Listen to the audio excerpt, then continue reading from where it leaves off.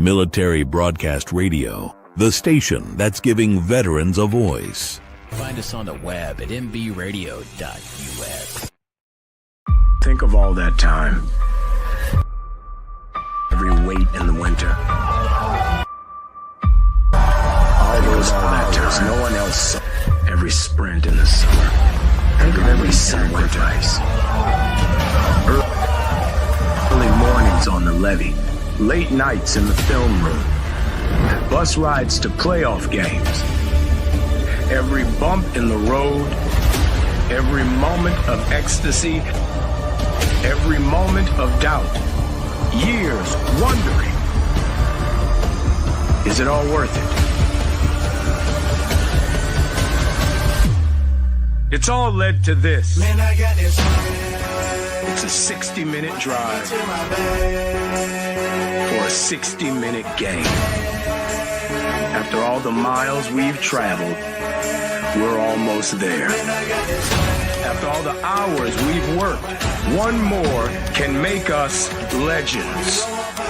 After all that time, this is our time.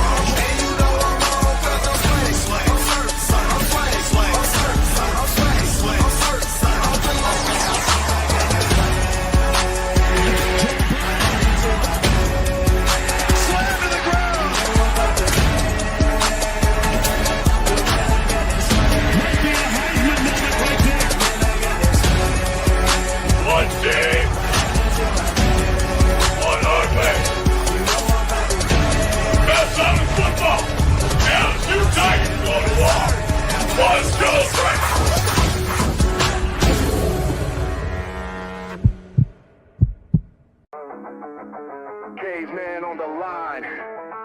HG got the stats. No filters, no suits, just facts on blast. He seems like no nonsense guy. Like re-emphasize that for the Saints fans out there on TikTok. Caveman. What did you just say? The rebuild starts right now. Marshawn Lattimore's gone, so the defense, like we're not getting any better. To the left, got the edge and grind. We break it all Get it into down Smith. like What a pass! That's it! Daniel Smith with the game winner! Oh my goodness! And that is why you have Aaron Fry pass the ball in. We roar from the base to the backfield floor. No filters, no fake control. We For real here. Like you have you have the best quarterback in the league, arguably, the best wide receiver in the league, and you've got the best edge rusher in terms of total sacks in the season. You're 4-7, and your playoff chances are hanging on by it. HG on deck, stats loaded and primed. Reading the field. Let's make it interesting. We're making it interesting. Come on. Give us the freaking one. Breaking down ball like a heat wave blade. Oh, let's go! Oh, no. Put him in there. He's not put him in there. We see through the hype. Call out the Warriors.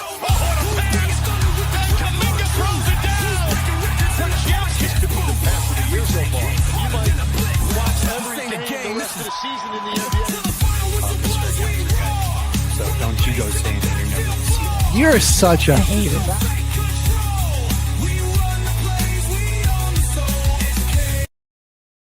The station where our veterans' voices are heard, MBR Talk. Hey, thanks for tuning in. Welcome, Quack. Program are those of the speakers and do not necessarily reflect the views or positions of any entities they represent. Find us on the web at mbradio.us. For your All right, everybody. You are looking live at Till the Final Whistle, episode 19 of season 2 of the Football Frenzy. We just got our matchup set for the Super Bowl, and I'm actually happy for the Super Bowl. It's on my birthday this year, February 8th. I got the day off and everything. Hang out on my birthday, watch the Super Bowl. We might have to do a little party or something, watch party, a little stream or something set up. should be a good game. I'm excited for it. Patriots, Seahawks in Santa Clara. It is hosted by the San Francisco 49ers this year in Santa Clara. I mean, we had all these bad weather games in the playoffs, and the two champions of each conference are getting treated to some really nice California weather for this game. So, I mean, there shouldn't be any issues with the weather unless they're in some crazy monsoon out there. It's totally gonna rain now that you said that. I know it's gonna be the rainiest, windiest Torrential game. downpour. Yeah, it's gonna be like Sharknado, the first ever hurricane that lands on the west coast of the United States. Oh my God, not Sharknado. I got this account on my feed on TikTok that's just posting the entire movie in vertical. It won't go away. I saw part 1, part 16, and part 55, all while just looking for stuff for the show today or this morning. Nice. And I've been up early, so that's a good while. Me scrolling. Yeah, no, I know some people. You can if you look, you can just find entire movies on TikTok. Yep. Yeah. That means I got to cut down my screen time so I can get back to the Tyler Shuck edits that I was at a couple weeks ago. That's okay, though. He'll be back once he wins Rookie of the Year. That's kind of one thing I wanted to talk about, too. We got the NFL honors. We still got all rookie teams, all pro, all American in college, the coaching carousel right now, the Pro Bowl. Shedeur Sanders been the second worst or the worst quarterback in the NFL since week 11, and he made the Pro Bowl. I mean, at this point, it just cannot be more obvious nepotism, right? What's the other explanation for why the guy is in the Pro Bowl? I don't get it. It's Trevor weird. Lawrence is right there. It's weird to say that it does kind of feel like nepotism, but I feel like a lot of teams did skip out on him because of the fact they didn't want anyone to think that's the reason why he was even drafted. I mean, right. He was a 5th round pick. Dylan Gabriel got the start over him. That didn't work out, so he finally got the job. And then there was moments on the field where even when he was playing well, it seemed like they didn't even trust him. Right. I think there's obviously there's some talent there. And I think with the right, with enough time and good coaching, and obviously some more development of this Browns roster, he could be a very good quarterback in this league, potentially lead a team to the playoffs. But that wasn't the quarterback he was this year. I mean, he struggled behind a subpar offensive line. Definitely made some poor decisions, took some bad sacks, some bad turnovers. Just wasn't anywhere near a Pro Bowl caliber player. The normal ups and downs of a Browns rookie quarterback. Of a lot of rookie quarterbacks, and that's that's not a drag on him. Like a lot of rookies, especially on teams or in situations that he's in, do struggle a lot, and that's to be expected. Just look at Sam Darnold. Right. I mean, there's some throws that he made on Sunday night that earlier in his career he is not making that decision. And he's either, mistakes were made earlier in his career, and now he's got a chance at a Super Bowl.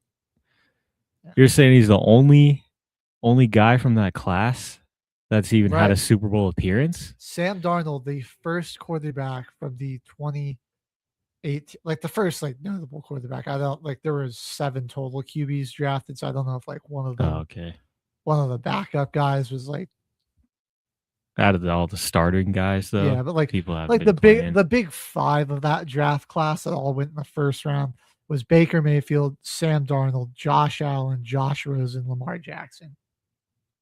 Josh Rosen. Out of those 5, Sam Darnold is the first one to make it to the Super Bowl. I know. I can't believe it wasn't Josh Rosen either. Josh Rosen, man. First one to lead the team to a Super Bowl, I should say. Like Darnold already went to a Super Bowl when he was on the 49ers as their backup. But like now he's like the first QB from that class to actually take the helm and lead a team to a Super Bowl. It's pretty interesting. It's pretty interesting story. That could be the same thing for Shedeur Sanders, but then he's got to battle with Tyler Shuck. So he's going to be a close second there, maybe. But Cam Ward and the Titans got $101 million in free cap space. And after the season he had, there's definitely some free agent players that might want to head over there.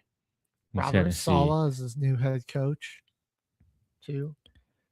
I think they just need a good OC, I think, to pair up with that. Because Saleh is obviously a defensive guy. I think they might even just stick it out with Will Scott. I mean, he wasn't really too bad with Cam Ward all year. Keep it consistent for the young player, too. That's actually a good idea.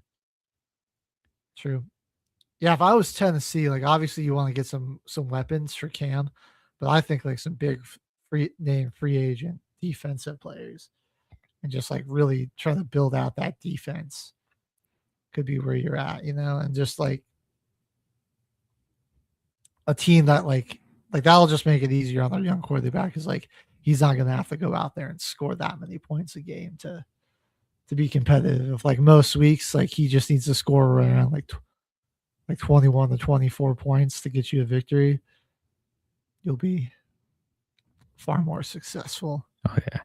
And before we dive too deep into our off-season stuff that we got planned, we want to look at the Pro Bowl roster since that's coming up before the Super Bowl, obviously. Because we got our AFC quarterbacks. Obviously, Drake May is going to be in the Super Bowl. Josh Allen, Justin Herbert, and Shedeur. Running backs in the AFC, Jonathan Taylor, Devon Achane. I think that's well deserved. I wonder if he made in the All-Pro. And James Cook, who is your leading rusher this year in the NFL, definitely well deserved as well. Patrick Ricard was our fullback, one fullback in the AFC from Baltimore. Is that really? That's kind of like your only guy that you can really name as like a fullback that really gets a lot of time in there. Most teams usually just have like a tight end or another running back. Adam Prentice Rob. That's all I'm going to say. Adam Prentice Rob. That's the only other fullback I can think of that's really out there. Fullback is kind of at this point, it's kind of just a popularity contest with like the guys that are notable. Like Patrick Ricard's been really the only big notable fullback in the AFC, at least. I mean, like you've got Reggie Gilliam on the Bills. The Broncos got Adam Prentice.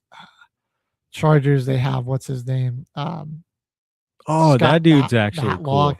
You can't disrespect Matlock. I think he's technically a defensive lineman if they have him play fullback. He plays linebacker, D-line, on the gunner, in the punt protection, on the kickoff, and as a fullback. That dude is like, he's really a Swiss Army knife. He's on all three sides of the ball. And our receivers in the AFC, Jamar, Nico Collins, Zay Flowers, boo. More fumbles than touchdowns, buddy. You're not a Pro Bowl receiver. Really? Zay Flowers. And Sutton, that's deserved. Sutton had a fantastic year. Nico, Jamar. Who would you put over Zay? Is my question. Was someone that plays a similar role to him? Jacoby Myers. I was going to say Parker Washington. Maybe didn't have as much. He kind of came on late in the season, but I think Parker was much better. Obviously, the Pro Bowl voting goes, all year, and so more fumbles than touchdowns though. Like that's crazy. And Chris Olave wasn't a Pro Bowler in the NFC. He's got some tough competition over there. Let's see, I'm trying to think. There's definitely a better option. We just aren't thinking of though for the Pro Bowl. I don't know, somebody better. There's somebody better than Zay. Drop it in the comments. Maybe it's not coming to me. Jalen Waddle, perhaps. That could be a pretty good pick. His team wasn't very good, but Garrett Wilson before he got hurt. That's true. Man, it just wasn't a lot of high-end wide receiver play in the AFC this year. I think that's the big problem. Yeah. Just wasn't there. Tight ends got 4 in the AFC. Well, no, because Kelsey and Bowers are not going to be in it. So Brock Bowers and Travis Kelsey were the first picks, and now it's Tyler Warren and Dalton Kincaid who will be replacing those two. Solid. Okay. That's pretty solid still. Yeah. Tyler Warren's a beast. Garrett Bowles, okay. Shout out at offensive tackle. Deion Dawkins and Joe Alt. Joe Alt missed most of the year with injury. See, like right there, it's like Joe Alt didn't even play most of the year, but he's on the Pro Bowl. So give my guy Parker Washington his flowers. Yeah. Dude, offensive guard, Quinn Miners. We got another Bronco. O-line. Michael Pittman would have probably been, or Alec Pierce. Actually, Alec Pierce probably. Yeah. Over Zay Flowers. Future Denver Bronco, Alec Pierce. Quentin Nelson and Trey Smith for your guards. Center, Creed Humphrey and Tyler Lindenbaum. You didn't forget to shout out Quinn Miners, too. Oh, yeah, I did. I said there. Okay. Yeah, there was another Bronco in here. Another Bronco. Creed Humphrey making it in at center. I mean, they're kind of all getting after your boy, Patrick Mahomes, all year long. So I think Creed was pretty good, but a lot of the pressure was coming up. I mean, they had 2 offensive linemen make it. It wasn't their interior guys. That's true. On the defense, Max Crosby is the starter. And then we got Will Anderson. Oh, no. Will Anderson and Myles Garrett are the starters. And Max Crosby going to be your backup guy. Okay. And then you got Chris Jones, Jeffrey Simmons, and Zach Allen, another Bronco. Jeffrey Simmons, I think, okay, good. He did make it as a starter. He deserves that. He's one of the best players on that team. One of the lone bright spots for Tennessee this year. And he's been there for a minute in Tennessee. Always like just a really great interior defensive lineman, super good against the run, a really solid pass rusher as well. Just never gets a lot of the attention he deserves. So Pro Bowl was a long time coming. They got to add to that unit because at least up the middle, they got game wrecking ability. Get some game wrecking level sacks from him. And then our outside linebackers, starters, Nick Benito. Man, a lot of Broncos on this, dude. A lot of them in the trenches too. Yep. Tui Puloto. That's our boy too. He had a pretty nice season coming off the bench. And then Devin Lloyd is replacing TJ Watt. Okay. Inside linebackers, Roquan Smith and Azeez Al-Shaair. I think Al-Shaair should have been the starter here. I'm not going to lie. He had a great season. The Ravens are crappy. Yeah. I mean, like Roquan's always been a really good player, and I think he still had a good season this year. A lot of tackles, but I think Azeez was just the much more impactful player. Just a lot. I think he was a lot better in coverage this year, and was just better at helping force turnovers for his team, and was leading the much better defensive unit. I agree with that one. Corners, Pat Surtain, Derek Stingley are your starters. Christian Gonzalez Denzel Ward and Kamari Lassiter are in. Christian Gonzalez going to the Super Bowl. I like Kamari Lassiter making it in there. It's a good fill-in pick, yeah. That's a good pick. Free safety, Jalen Ramsey. That I think that's fair. Him being the starter. Oh, he's actually getting replaced by Kalen Bullock from Houston. Yeah, I mean, Ramsey moving the safety was definitely better for Pittsburgh. But I don't know if I would have named him a Pro Bowler. Kalen Bullock's definitely a better pick there. And strong safety, Kyle Hamilton as a starter, and Derwin James following it up. I think that's fair. Kind of feel like Hufanga got robbed at the.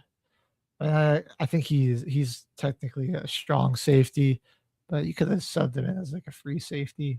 That's true. Too. He can kind of play both. Long snapper, he's very rangy. Yeah, he's kind of all over the field on that defense. He's been all over. Ross Matashik from Jacksonville, long snapper. Jordan Stout, your punter. Dicker the kicker, place kicker for the AFC. Kamere DK is a return specialist. That's fair. That dude had 1,000 yards returning and 1,000 yards receiving this year, so he's been a beast. And Ben Skowronek, of course, in our special team. The legend Ben Skowronek, man. Ben Skowronek. My bad. Guy. He's Ben Skowronek. He's the GOAT. I don't remember what he had. He had a touchdown in like week 3 this year. Something, yeah. Had the most random touchdown ever. He was the when he was on the Rams, man. He was like the get you all excited that Cooper Kupp had the catch, and then it was actually him.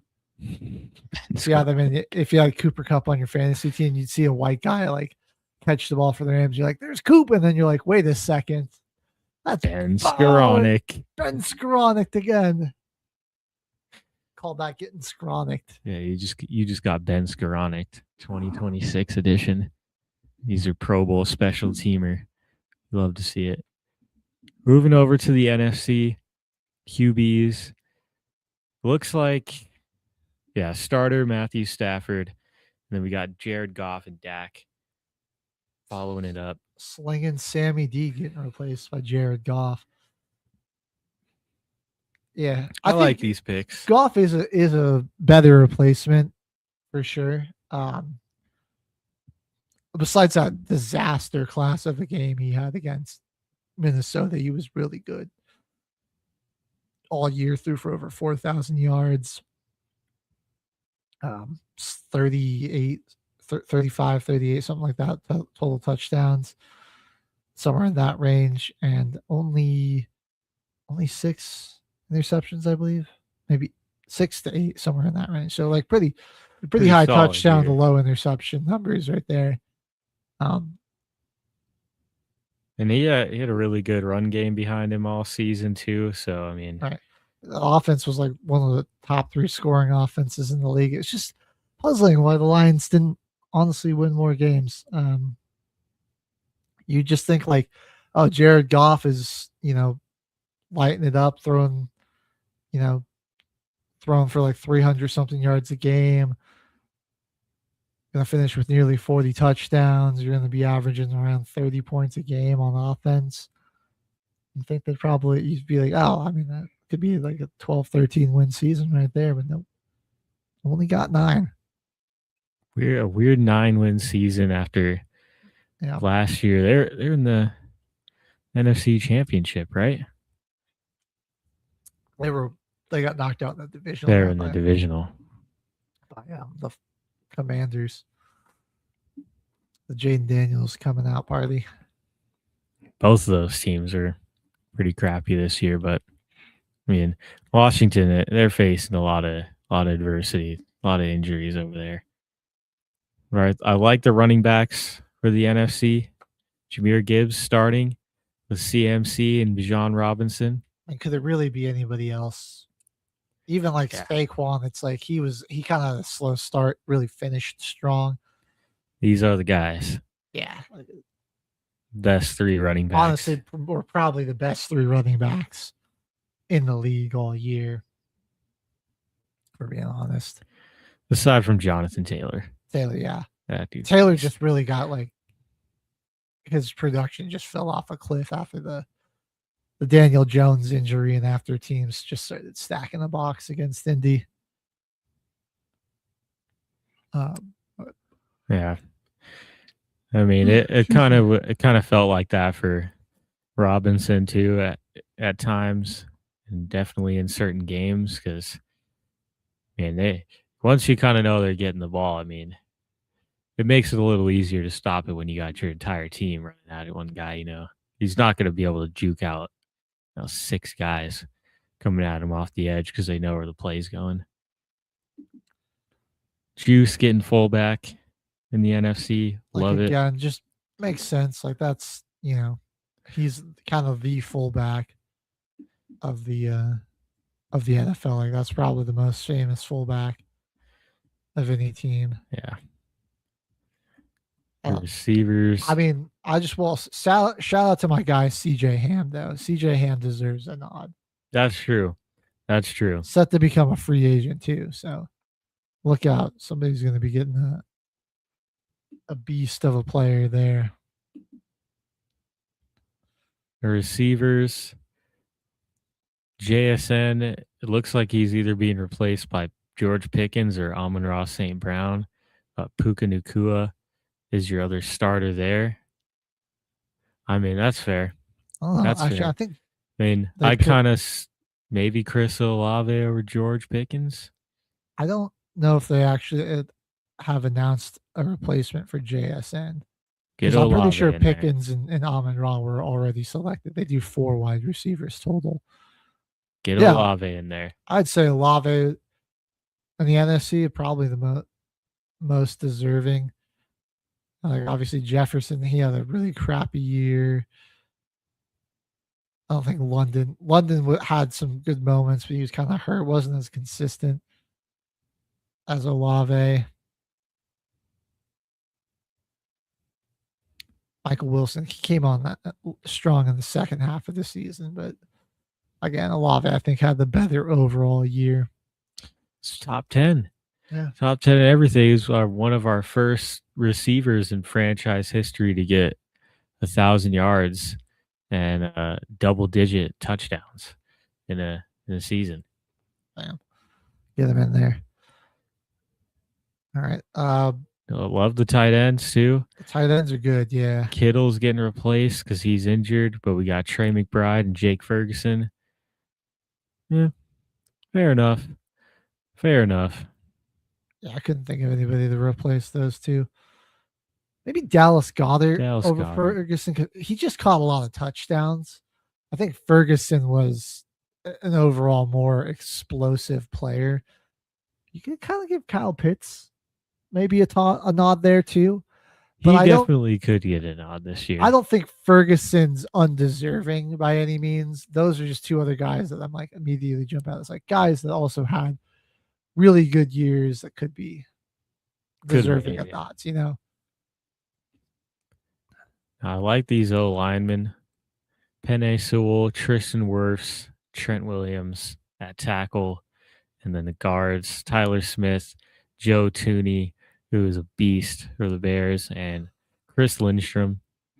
Then the centers, Drew Dalman starting, and Cam Jurgens from Philly.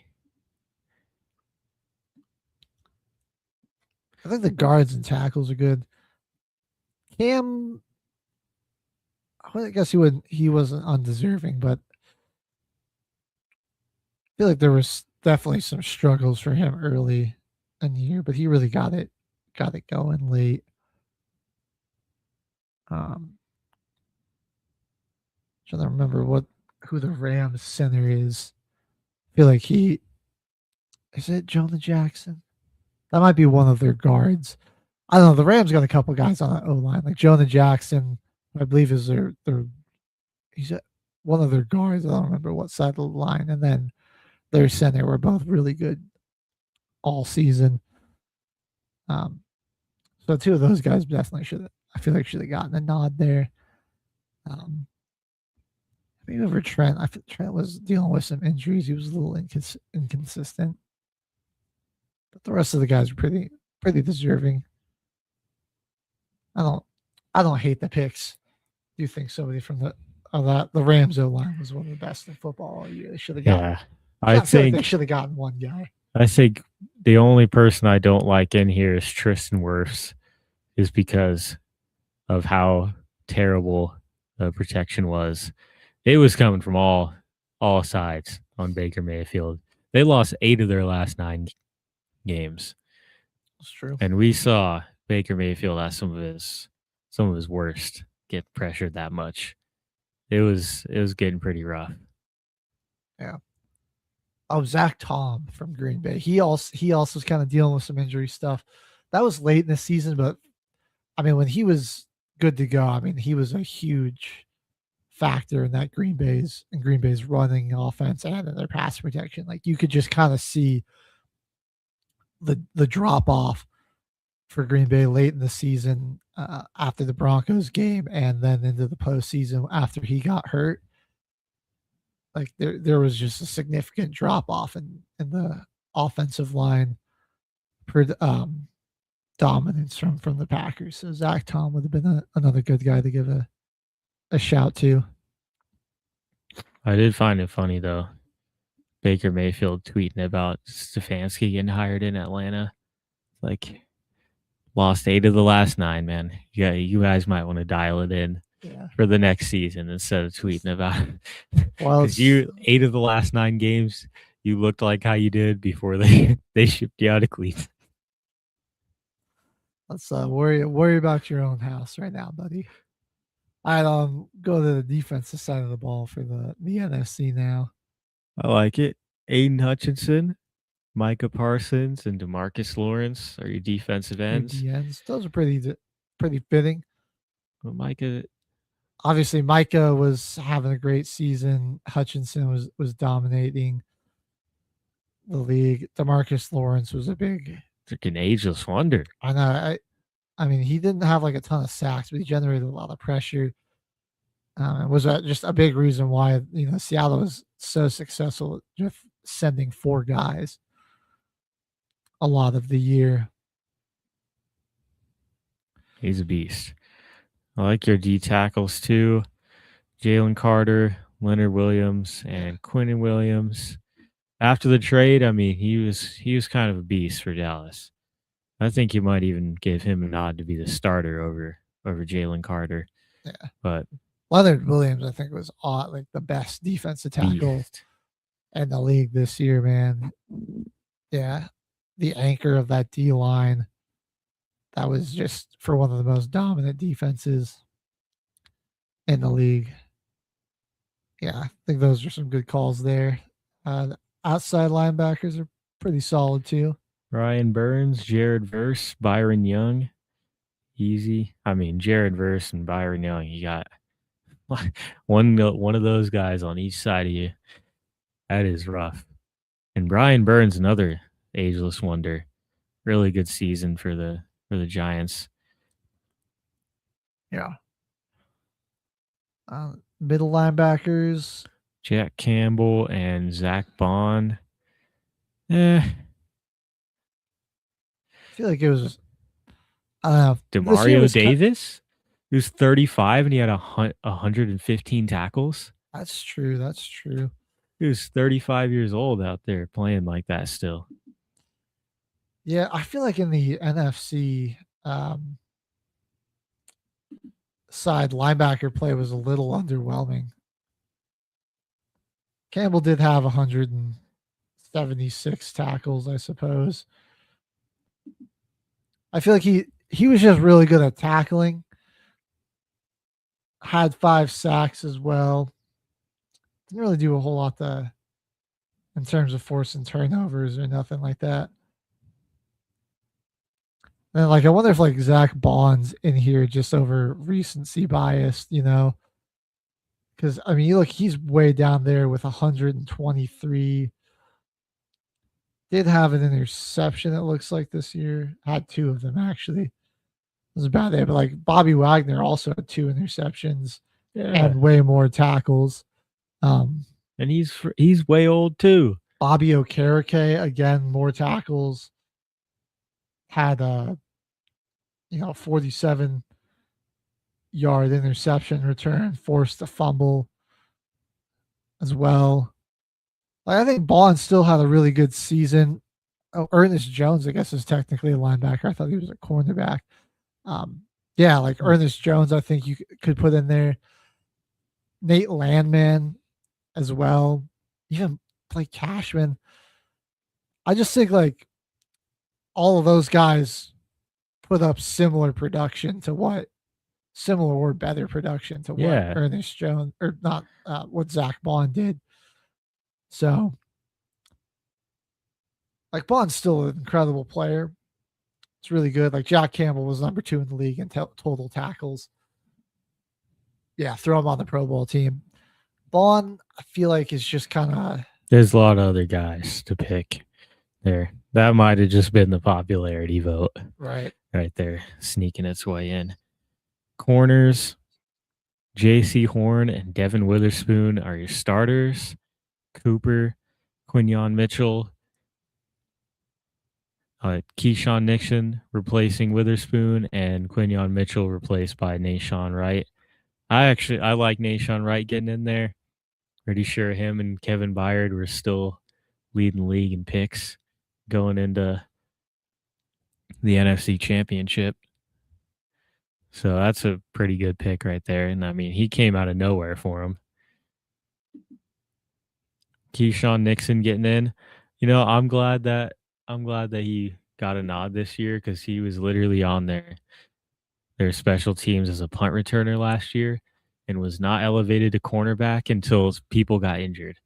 So this guy was still getting 1,000 punt return yards last year while locking down some pretty good matchups over there for Green Bay. And he had a really good season this year as well. So I like him being in there. Okay. I was actually mistaken. Ernest Jones is a corner. I misread his. He's just he had a lot of tackles. Okay, never mind. He is a linebacker. Oh, okay. He also had 5 interceptions. Why was he not? Dang, dude. Yeah. You got to be in there. Yeah. But he should definitely be in there over him. But the corners are pretty good. I want to give a shout out to Xavier Watts. He had 5 interceptions as a rookie. He was really a really good player. I don't hate any of these. I don't know, man. I like Cooper DeJean. I feel like maybe he was just slightly overrated. He got very popular off of that pick he had in the Super Bowl. Quinyon was very locked down, and Coop's a great slot corner.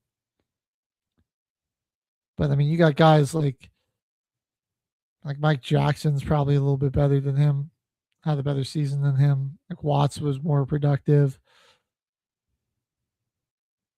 Heck, don't forget Kobe Durant, I think had a really good or on par season with him. So that one might be the one where I'm that's a bit of a reach. I think there are definitely other guys that you could have made the case that had more production over him. The other ones were really good. A lot of interceptions between all those guys. Free safety, Byard starting, Antoine Winfield Jr., Kevin Byard. He's got to make it in there for the safeties. Led the league in interceptions. Was a beast for the Chicago Bears this year. And it's every team that picks him up gets him for nothing. He was one of the best guys on the Titans defense for a while. Went over to Philly for absolutely nothing. Got shipped over to the Bears, and it's not like they gave up a king's ransom for Kevin Byard in the offseason. Having a good season like that. And he's on a contract year, so he's about to make some money after that. Strong safety, Budda Baker. Kind of your only real. There's way more guys, but I feel like his production level is always just at a high level because how bad the Cardinals are. It's just he's always going to have that level of a season just because Right. Who else? They don't have a lot back there. I mean, I think the Cardinals were. They got a little bit better though. They just could never. Their defense couldn't stay healthy. That was the problem. Early in the season, man, when that unit was healthy, they were actually pretty good. Didn't look bad. I'm just trying to. Who was it? Is there someone I would put over Buddha? And maybe Harrison Smith. Just give the old man one last hurrah. I think he did confirm that he is retiring. But again, like Buddha is just so consistent back there. It's hard to argue with him not being on the team. He had he had a ton of tackles this season. I mean, he was like one of the best in the league at getting tackles.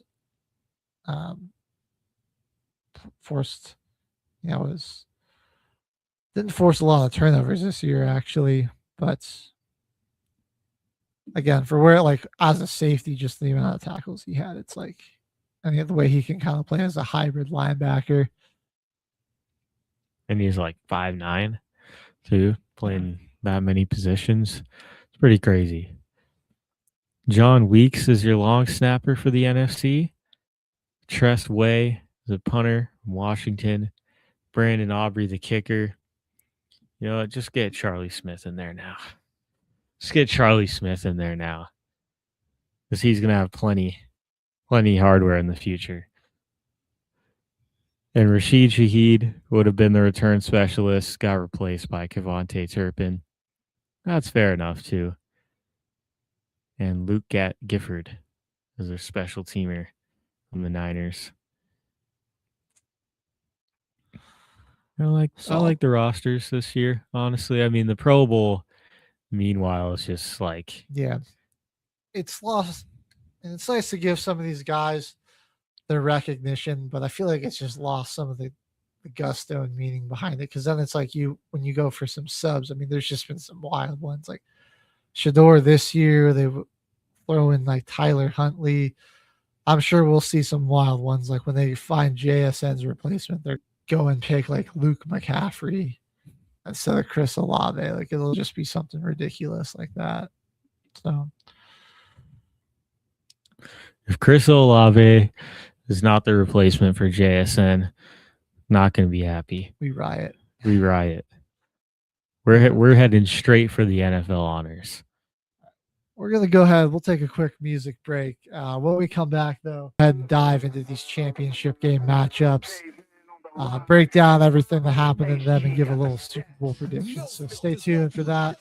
You're watching Till the Final Whistle here on Military Broadcast Radio.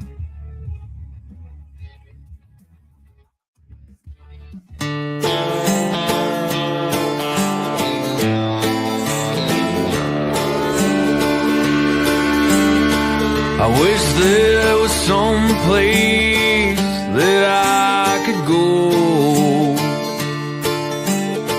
where I got the promise to never be alone.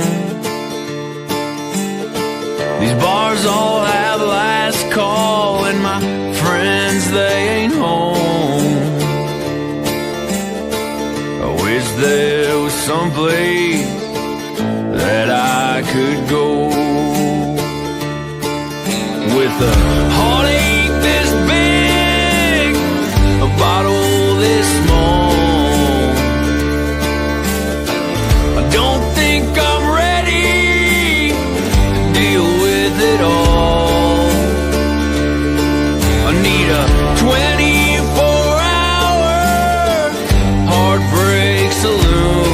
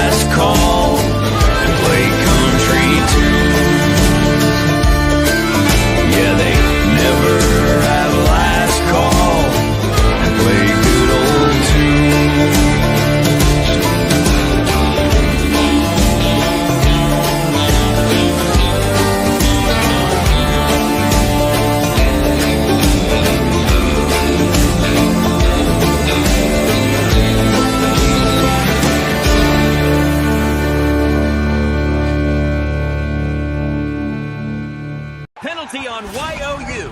Delay of game. 5 seconds before the show. But hey, thanks for watching. The station where our veterans' voices are heard.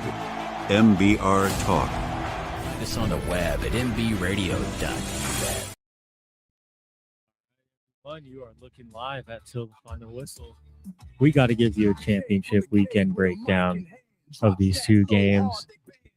And before we do that, we had breaking news on the commercial break. The Buffalo Bills have decided to give that coaching job to offensive coordinator Joe Brady, signing him to a 5-year deal at head coach. Yeah. Let's discuss that real quick, because I don't think that's an awful decision for Buffalo.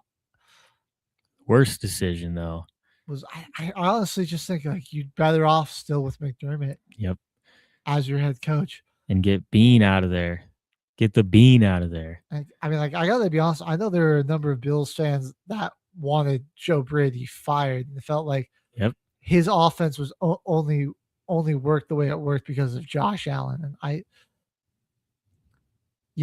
they might not be entirely wrong. So this is just certainly interesting. Yeah. I don't know. Are Josh Allen's days numbered in Buffalo? Or will they just blow everything up before they let him go anywhere? Yeah, I don't know if the Bills would. I mean, he would have to scratch tooth and claw his way out of there before Buffalo lets him go. I believe it's. It feels like they've, like, despite how good Josh Allen keeps getting, they just keep going further and further back from being able to make a Super Bowl, Yep. It's like it was like, oh, play here or play there, or a couple plays in a playoff game that would have made them, help them make it to the bowl. And then like this year it was like, oh my God, like now Allen they turns the ball over 4 times. They have 5 total turnovers, and they've run out. They just completely fall apart in overtime and lack discipline, get knocked out of the playoffs this year. And then they fire their head coach, and then the owner comes out and just slanders the coach and the wide receiver who's still on your roster. Yeah, that's the weirdest thing. You're going to blame your head coach for drafting Keon Coleman. Now you're trying to. He's still on the team. You're going to try to hire.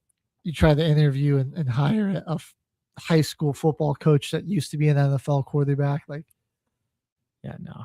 The fact that they even had Phillip Rivers was even mentioned in that front office as a head coaching option. Right. That's just because he was doing a good job of diagnosing defenses like pre-play or pre-snap this year. Yeah, he's a quarterback. Like, he's like, just because you're a good player doesn't mean you're a good coach, Yeah. And like Rivers doesn't have any coaching experience at a super high level of football. He's only been a high school coach. He hasn't even coached college. If you're looking for a former player, this was a great point. Somebody on TikTok made it was why, like, a guy like David, I think it was David Garrard, was a former quarterback, has been coaching. He's coached for years on a number of NFL and college staffs, and could be a guy you pursue as a head coaching position, who's got experience coaching and is a former player. But like Rivers, he comes back for one short stretch as a player, and you're like, oh yeah, he's the guy to be the coach. Like, it's just starting to show me that like the front office is not taking their job very seriously. I think Phillip Rivers has potential to be a pretty good coach if that's what he continues to pursue, especially coming back. Came back a little bit, got to see on the field with the pads on and out there playing the reps how the league is now. He's coached at high school. If he wants to continue coaching, I see maybe a possible good potential of a really good offensive head coach, or maybe even a solid OC if that's what he wants to do. But he's not ready for the NFL yet. Like, I that's think, just yeah, crazy talk. we gotta see him in college first, and maybe as a coordinator or something. You can't just go from coaching high school to being an NFL coach. I mean, that's what the Colts tried to do that with Jeff Saturday, and that didn't work out. Like, it's just because you played the game does not mean you're going to be a good coach, or even if or just because you were a good player doesn't mean you're going to be a good coach. Like, I think like some of the guys that are head coaches in the league now that were, starters at their position. D'Amico Ryans. That's about all I got. I cannot think of anybody else. Like, no hate on Aaron Glenn. But he was a saint. That's my boy. Oh, that's true, But Aaron Glenn. his defense did not get an interception, and he played corner. He was a defensive back, and he coached the defense that had no interceptions. Like Dan Campbell's a pretty good coach. He was a backup tight end or like more of a blocking tight end most of his career. I think like both Harbaughs had a little time as quarterback. They were mostly backups. I have Vrabel as a linebacker. Vrabel was a linebacker. That's true. So I mean, what we're seeing is like maybe defensive guys, but like there aren't any starting quarterbacks that are head coaches right now. They're in the broadcast booth. Tony Romo, Brady, Troy Aikman. I think those examples of they actually took their time behind the scenes, and they like after Vrabel retired, we never really heard about his coaching career, and then out of nowhere, here he comes on the Tennessee Titans, right? And it's like he took the time to actually become a good head coach and just use his knowledge that he had on the field to be a good head coach. I mean, being a linebacker, you're already going to be a great leader too. So I mean, you have to be able to get an entire roster, could be 65 to almost 70 guys to get to ready to run through a brick wall for you. All right. Like you can't, it's going to be a little different. D'Amico did the same thing. I mean, he retired in like 2011, I think. And so he just worked his way, up through the positions, and eventually he got that DC job in San Francisco. They had a really dominant season. He got the head coaching gig with Texans. And I mean, they've been a playoff team all 3 years, but like you can't just, throw. He didn't get thrown in. There's a lot of experience. They put in the work. There's a lot of learning opportunities and just experience you need to gain before you're ready to lead an NFL team. It's just a different level. I mean, some of the best coaches in the league have never even played football, like at the pro level. Sean McVay, Matt LaFleur, Sean Payton, Mike McDonald. I mean, he's coaching in the Super Bowl, Yep.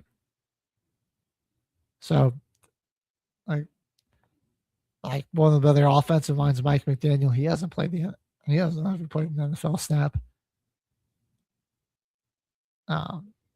Just a couple of guys to name. I mean, like Belichick never played pro football, won 6 Super Bowls.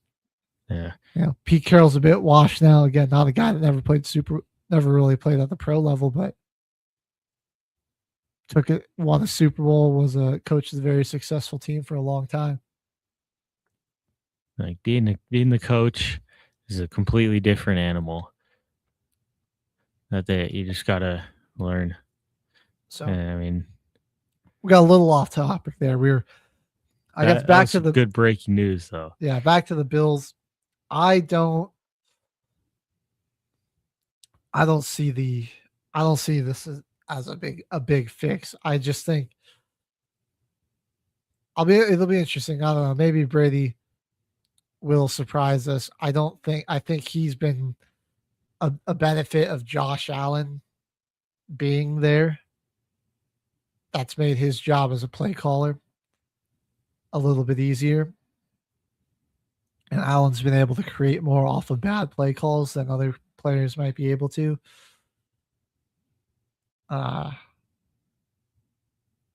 don't see this moving the needle for Buffalo a whole lot, though. No. If anything, it's moving it back. I don't think the coaching staff was really the issue. I think it was the front office, but like Brandon Bean, he got to the owner, man. He did something. Yeah. And McDermott was the guy that had to become the fall guy this year because there had to be somebody, obviously. Yep. It was either going to be the GM or the coach, but from what I've heard from some insiders around Buffalo, just that I've seen on Twitter and things like that people that are closer to the Bills, is that's what it really sounds like. Is like, even though McDermott helped get Bean hired, like Bean convinced Pagula, I think is his name, that McDermott was the problem. I wonder where McDermott goes now. I mean, I think he'd still be a great head coach. Ravens haven't hired anybody, have they? I thought they hired Minter. Oh, that's right, they did. Yeah. Steelers though. That's what I was thinking of actually. And it was an AFC North team. No, they hired one of the Mike Mix something last name guys.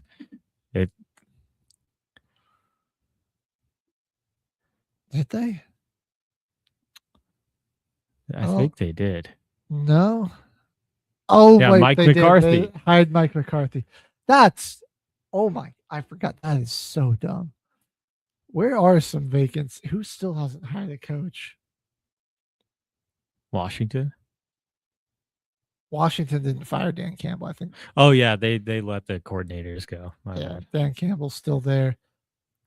I mean, God, I would hate this, but the Raiders still haven't hired a coach. Damn, dude. I mean, with everything going on the AFC West right now, I mean that genuinely could shake things up. New coach, new quarterback. I mean, that's a lot of news in one season, but I mean, like, you've got an experienced guy. Mendoza and McDermott would be I wouldn't be super thrilled about that combo, I'll just say. At this point though, we have realized that Vegas is not in the situation where if they get a couple new things, they're not going to be anywhere close to, great. They just want to see some signs of improvement over there. McDermott at might this point still also be, I think he's still getting paid despite being hurt. So I think he might do what, like some coaches done, like Vrabel, and chill out for a year. Yeah, like just take a year off. Get paid by the team that fired you. That's what Tomlin's doing. Yeah, hang out with your family and everything, and then wait to see what positions are going to come open, and then you can start kind of shopping around and testing the waters and potentially get yourself set up with the team you want. So that's true. While the Bills are just blowing up and it feels like there's a ton of turmoil and dysfunction going on there. Their bitter rivals, the Patriots, had lost the greatest player to ever play the position of quarterback. He left. They tried the replacement that they drafted for him was a huge failure. They ended up firing their Hall of Fame coach, hiring a new coach, and drafting a new quarterback and making it back to the Super Bowl, all before the Bills and Josh Allen ever sniffed one. Yep. The New England Patriots took out the Broncos. Mickey Mouse schedule to get to this point, but they did make it to the Super Bowl. They did. They weren't the 1 seed either, so they had to play a couple games to get to the championship game. On the road in a blizzard, just enough to get the job done. 86 passing yards from Drake May. I mean, this game, I'll be the one to say it here on the show first. Broncos probably win this game like 24-10, 17-10 if Bo Nix played instead of Jarrett Stidham.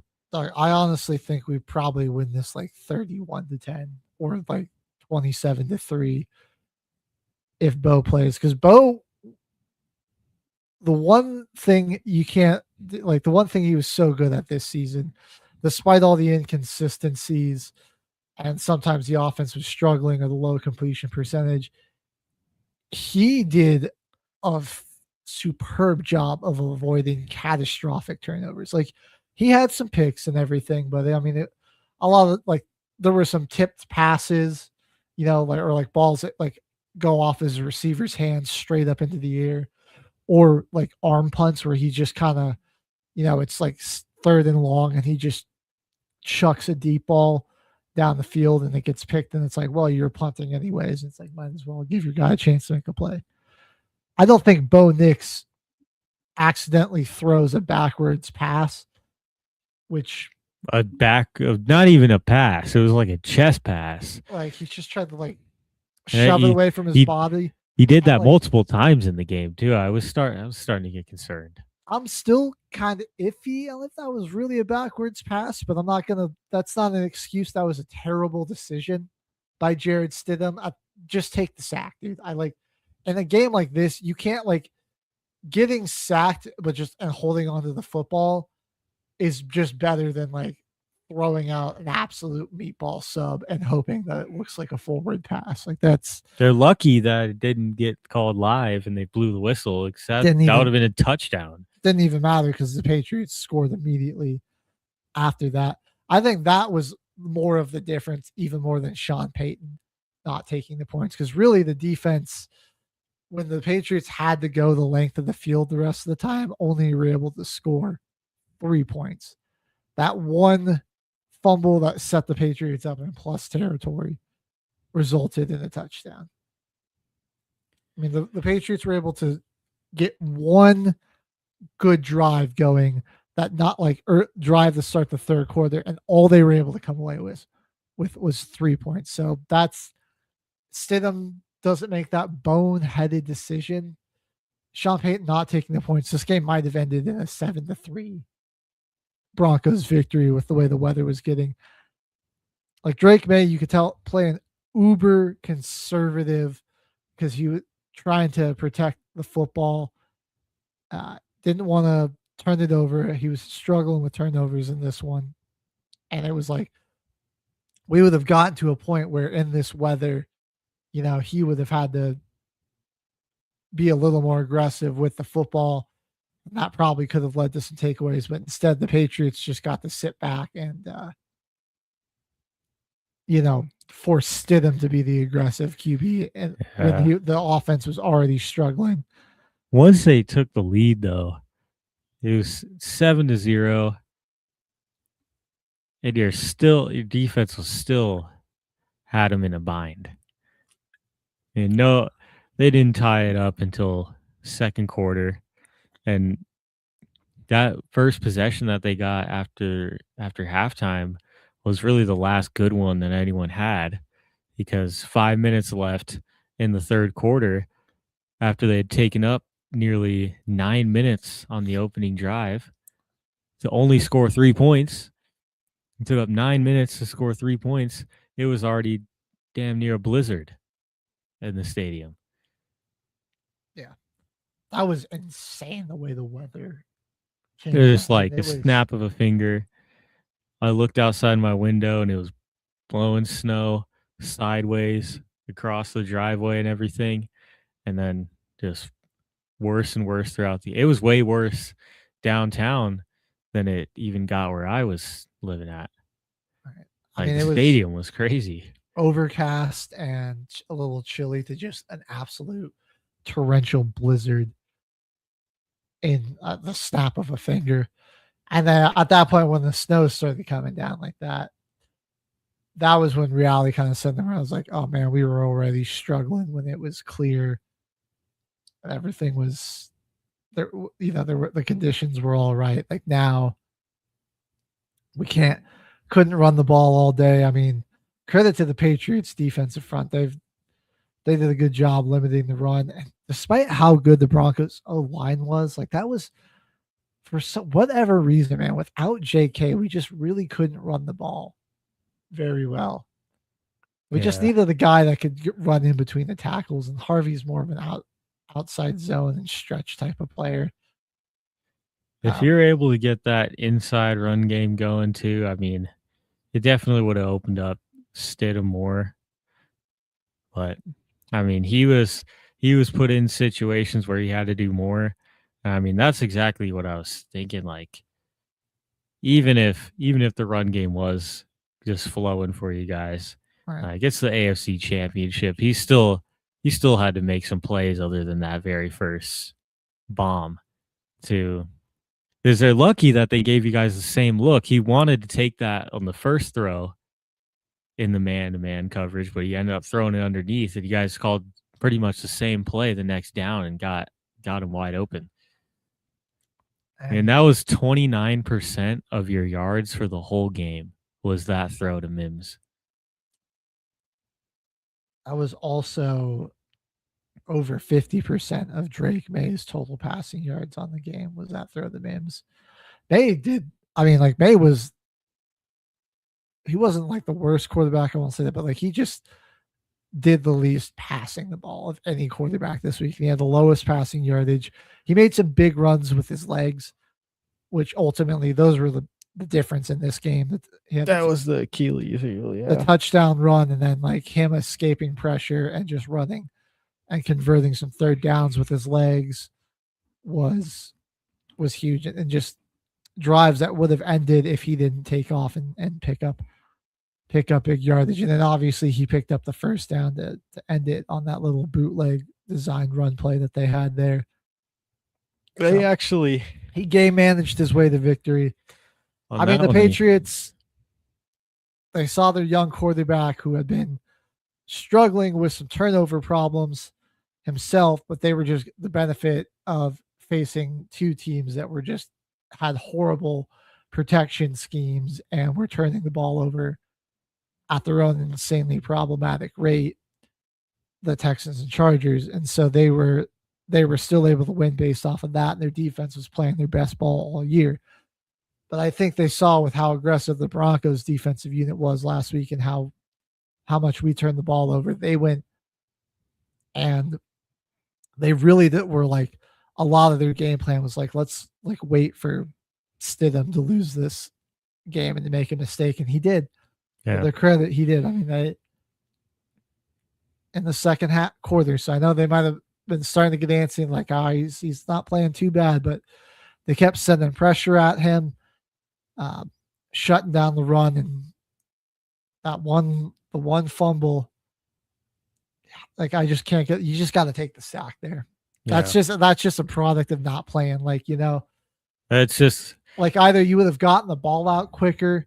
Like he held on to it too long. It was a screen, which obviously wasn't there. And I think like if that's Bo or just a quarterback that's been starting, that isn't making his first start on the season, they probably just throw that thing in the dirt at the running back's feet. Yeah.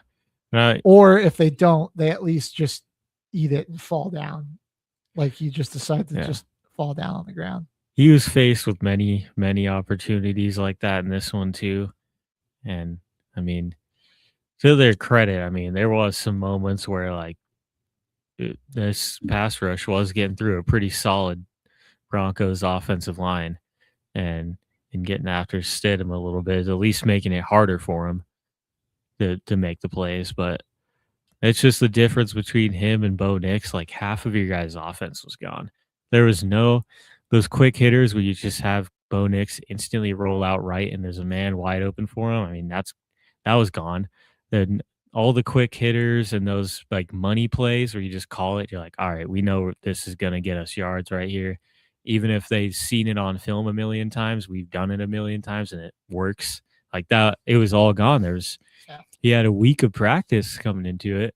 I could see in a situation where if he had to play the last 8 games and that was his first 8 starts or 7 starts or however many, and then he was thrown into the AFC Championship. But like, I don't know. He was put in probably the hardest situation. It was so tough. And yeah, I mean, like the defense played fantastic. They gave us a shot, but I mean, it was long shot regardless. And we almost got the prayer answered, but it didn't happen. I'm not, Stidham, I won't hold too much against him. I mean, this was a tough ask in this big of a game. And then the weather got insane. And like those white jerseys for the Patriots, you couldn't even see him on the broadcast. You couldn't even bro. see him. And like at that It was point, hard. you're kind of just throwing it like that deep ball to Mims, kind of just a prayer, hoping that there wasn't somebody covering him. And unfortunately, it was an all-pro caliber corner that was down it there, was so literally Christian Gonzalez just waiting for it. it was tough. I won't hold too much against them. There was a couple of scrambles or just like rollouts, evading pressure where I'm like, man, like Stidham, he can move all right, but I'm like, with Bo's speed, like that run Stidham had on third down, and he ended up sliding short. I'm like that. Like, I feel like Bo is just a step quicker. Like Bo has a shot to actually dive and get that first down. Instead, Stiddy's like ends up 3 yards short. Yeah. And we have to try to kick a field goal in these conditions. It's like literally, I mean, without any question about Bo Nix now, probably should be thrown out the window. I mean, he's obviously the best player on the offense. Right. Aside from Dobbins and Sutton, I mean, that's the guy that's the best player on your offense. Team's obviously bought into him. Ownership, coaching staff is molding this team around him. It's the Broncos guy. I mean, anyone thought that he was going to go on some crazy surgery and then play too. I mean, it's his second year, had a chance at a Super Bowl. It's unfortunate he got injured, but I mean, if he's here in his second season, look on the bright side, he's probably got more opportunities coming. You know what I mean? Like, Broncos do have the 10th most cap space of any team too, so we'll try to make a splashy big name free agent signing again. Do well in the draft. I think obviously the big thing is like trying to retain some of the guys on the defensive side of the ball and the offensive line. I think if we can keep our trenches, that's where you guys were built, right? Bred. Right. If we've got a good offensive line that can give Bo time, and we've got a good defense that can keep us in games, like he's clutch enough and he can generate enough offense to win us football games. We just got to be, as long as we're in them. And I think that'll be the most important thing.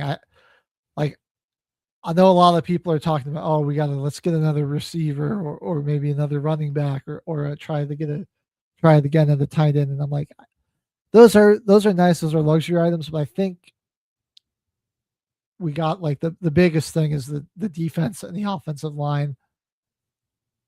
That those will, like, that Bo can kind of make up the difference for a lack of talent at the skill position right now. Like that's what he's been able to do. I mean, there was even this year after JK got hurt, there were a number of weeks, even in the game against the Bills, where he was our leading rusher. Like he continuously gets it done with his legs. He's the playmaker. He is. That's been it. There are also I think one thing we were missing in this game, his ability to throw on the run. Like Stidham just couldn't quite.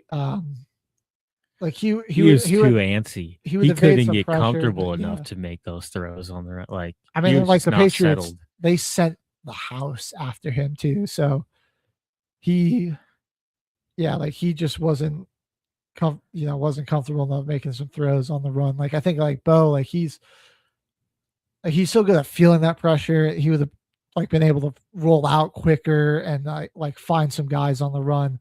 They wouldn't have been sending 6 at Bo Nix, man. They would have got carved. He would have ran for like 100 yards on him. I think he would have backed them off a lot earlier too. Yeah, like they saw. They're like, all right, we can just go after Jarrett.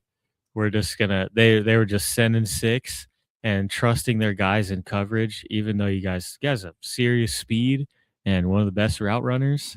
Like they were just going 1-on-1 and blitzing every play, and it didn't even matter. it really Like- sucked that I think having like Pat Bryant, him getting hurt early was killer too, man. And 'Cause I Mims, think, like, did he come back? Marvin Mims? He did come back. Okay. I was But- gonna say, get him the freaking. He needs the little toad cap. No Pat, no Troy Franklin. I think like Pat Bryant is just he's like a really good like short intermediate route runner. Like he's just been like a very good like safety valve type of player for this offense when like down the stretch. I mean, he was like looking like he was going to be off to a hot start. The Buffalo game looked like he was going to maybe have could have had a big impact in this game, and instead got hurt again. And it was just too much to overcome. So, I mean, congratulations to the Patriots. You're in the Super Bowl, but let's just go and take a look at the Who might absolute dominate you? gauntlet of a schedule they had. So let's start the year by losing to the team that has the number 1 overall pick in this year's draft. Then you go ahead and you beat the Dolphins. Well, whoop-de-doo, the Dolphins were so mid this season. Definitely benefited from a late Tua interception where he just threw an absolute tuna melt into a horrible window and that got picked. You lost to the Steelers at home. That was a game I famously remember you turned the ball over 5 times.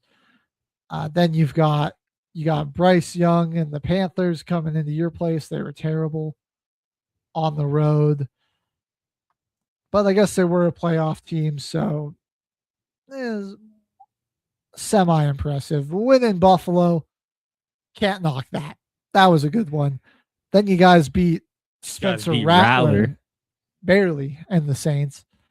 Then Cam, the Tennessee Titans and the rookie quarterback who's got no one to throw to. And then Dylan Gabriel and the Cleveland Browns. You win by 1 point against Michael Penix Jr. and the Falcons when they were playing like absolute crap. Like this wasn't even when the Falcons were good.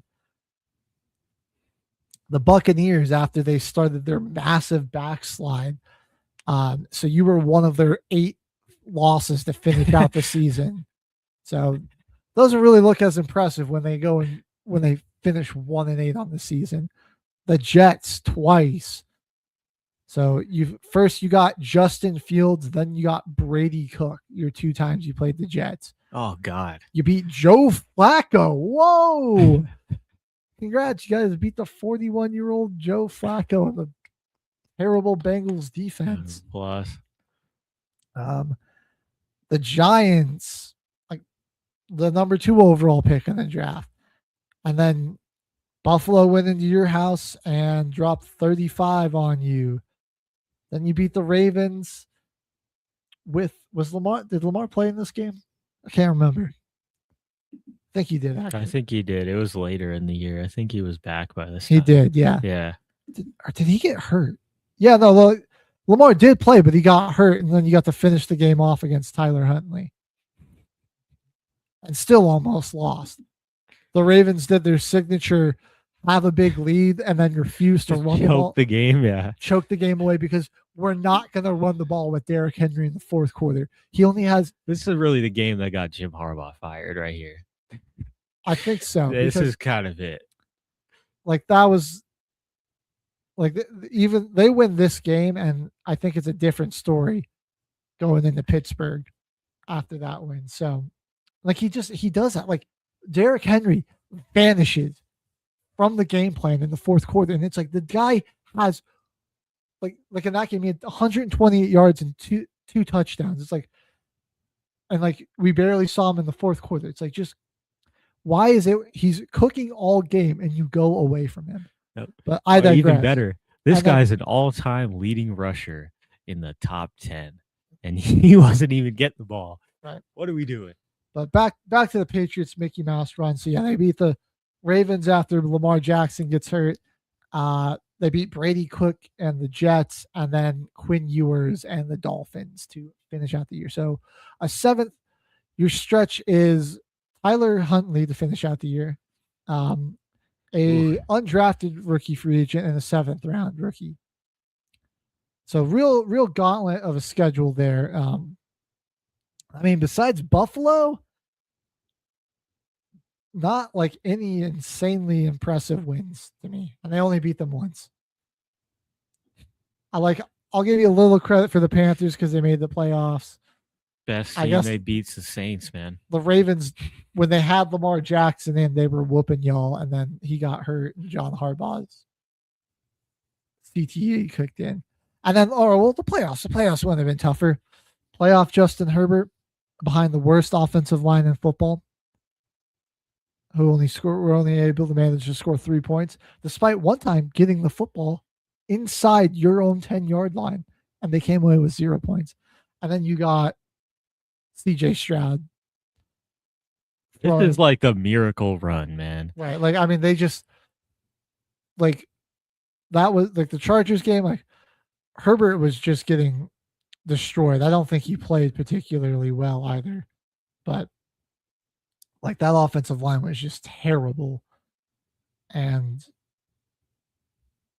Herbert did fumble once. And then CJ Stroud put out, I mean, like, I need like an NFL historian or something, because, like, at the moment, off the top of my head, I cannot think of a worse quarterback performance in the postseason than what CJ Stroud did. I mean,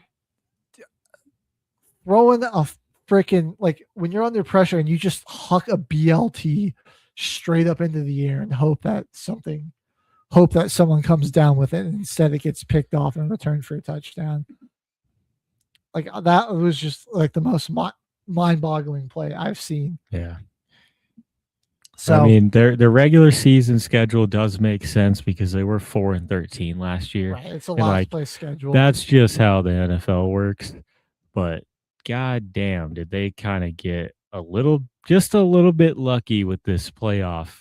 Like, they kind of at the better end of the deal being the 2 seed.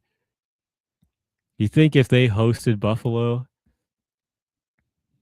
well, I mean, Josh Allen turned the ball over a lot against Denver. So, I mean, That's true. Yeah. Maybe. Could have been a different game if they hosted Buffalo instead of Houston, but The wild card round, Allen was daggers against Jacksonville, who I think had a better defensive unit overall than the Patriots this year. So, I mean, what ended up being the difference maker? Why did the Chargers drop to the 7th? I think it's because they just didn't play. They didn't try to beat the Broncos, and they were just content on. They're okay with just making Right. it. They just wanted to clinch no matter what. They were kind They of had like already the Packers. clinched They a had playoff just berth, yeah. and so at that point they didn't want to risk Herbert's health. So, I mean, like, at that point, like, yeah, Buffalo, like, just because the Chargers had nothing to play for, that probably benefited the Patriots. Like, if that was Buffalo coming in there round 1, would we have been seeing a different result? I think it might have been closer, at least. And then, or like, let's just say Buffalo doesn't pull off that comeback against Jacksonville. Like, what if the Jags go in there? Still might have been a different outcome. Just two better offensive line units and some better quarterback play, at least in this postseason. Yeah. So, I mean, either way, once the Bills won their matchup, they probably would have put the same level of work to Aaron Rodgers. So, I mean, even if they hosted Pittsburgh instead of LA, still kind of get the easier matchup. They would have had to play Buffalo. The Steelers won. Oh yeah. So, I don't know. A lot of hypotheticals, a lot of what ifs, but I think sometimes you need luck, man. Sometimes you need luck. I'll say though, I mean, Seattle is by far the best team the Patriots are going to have played all season. I mean, the Seahawks are dominant. So, I mean, the thing's going to be like, you want to risk blitzing Sam Darnold?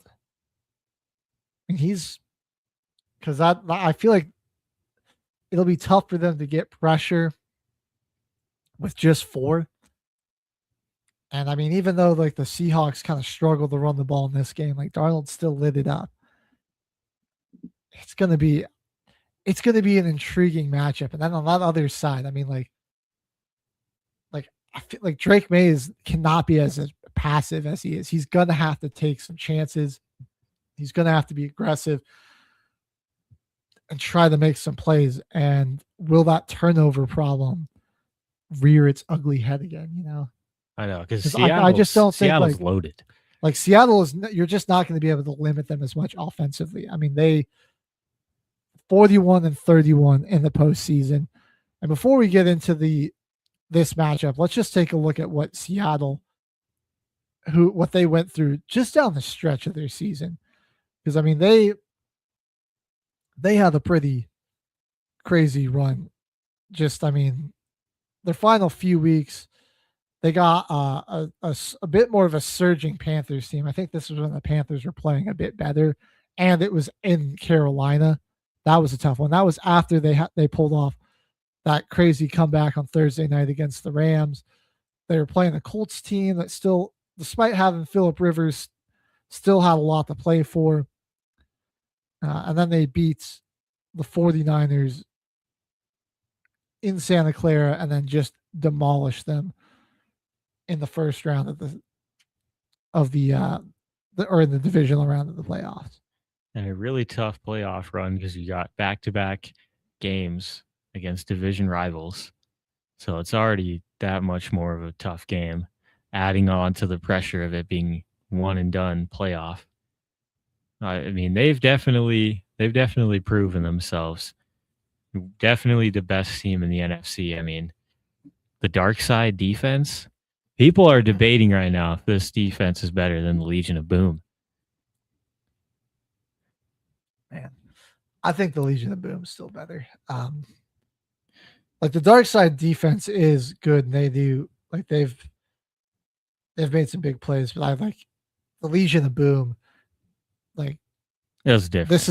That was different. This is gonna pain me to say this, but they took the greatest offense to potentially ever take the field in NFL history and just put them under their knee. It was Belt. Them for 4 that was Belt. It was brutal to watch. It's a day I try to forget, but I can never because it lives in infamy. So I think the Legion of Boom is still better, but the dark side's definitely up there, man. The whole team is stacked. Leonard Williams and Will Sousa Beast, Kobe Bryant, Rick Woolen, Marcus Lawrence, Josh Joby, Julian Love, Byron Murphy, Ernest Jones. I mean, it's just stacked. Guys, it's just stacked. They're making playmakers all over the field. And just one of the greatest young defensive minds we got in the game, and Mike McDonald. Like he's the turnaround with this team, man. Like he filling in for first of all, the pressure to be filling in for a coach like Pete Carroll, like you're his replacement, like a guy who won the franchise's first ever Super Bowl, consistently was taking them to the playoffs for, I mean, basically his entire tenure for the most part. And like to come in your first 2 seasons in the regular season go 24-10 and also win 2 playoff games. So you're 26-10 overall and 2-0 in the postseason, number 1 seed going back to the Super Bowl. Pretty impressive, man. And I mean, also, I just want show of hands. Who just thinks the Super Bowl should be, Rams Seahawks part 4, and if the Rams win, then we go to a final best of 5 series. I like it. So first to 3 wins. I like it. Is the actual NFL champion, because I mean, come on, bro. These games, cinematic, all of them. Even the 21-19 game where Darnold threw 4 interceptions. There was drama and intrigue in that game, and the game was really good. It's still the Seahawks had a shot, but they had to kick a super long field goal that they just barely missed.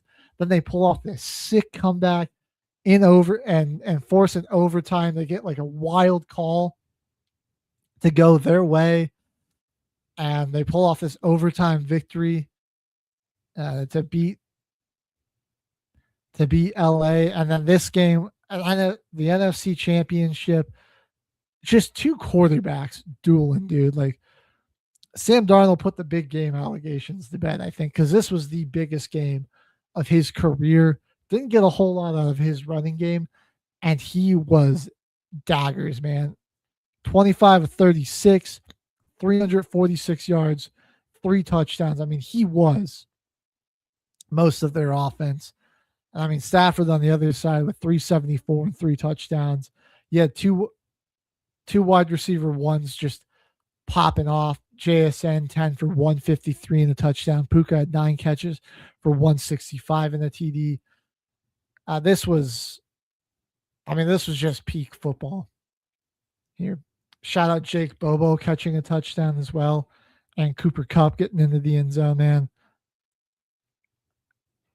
So it's been a lot of the defense, dude, but I mean, Sam Darnold and Clint Kubiak's connection has been absolutely beautiful because we're talking about 4 down linemen. This highlight here reminded me of this play because it's just beautiful.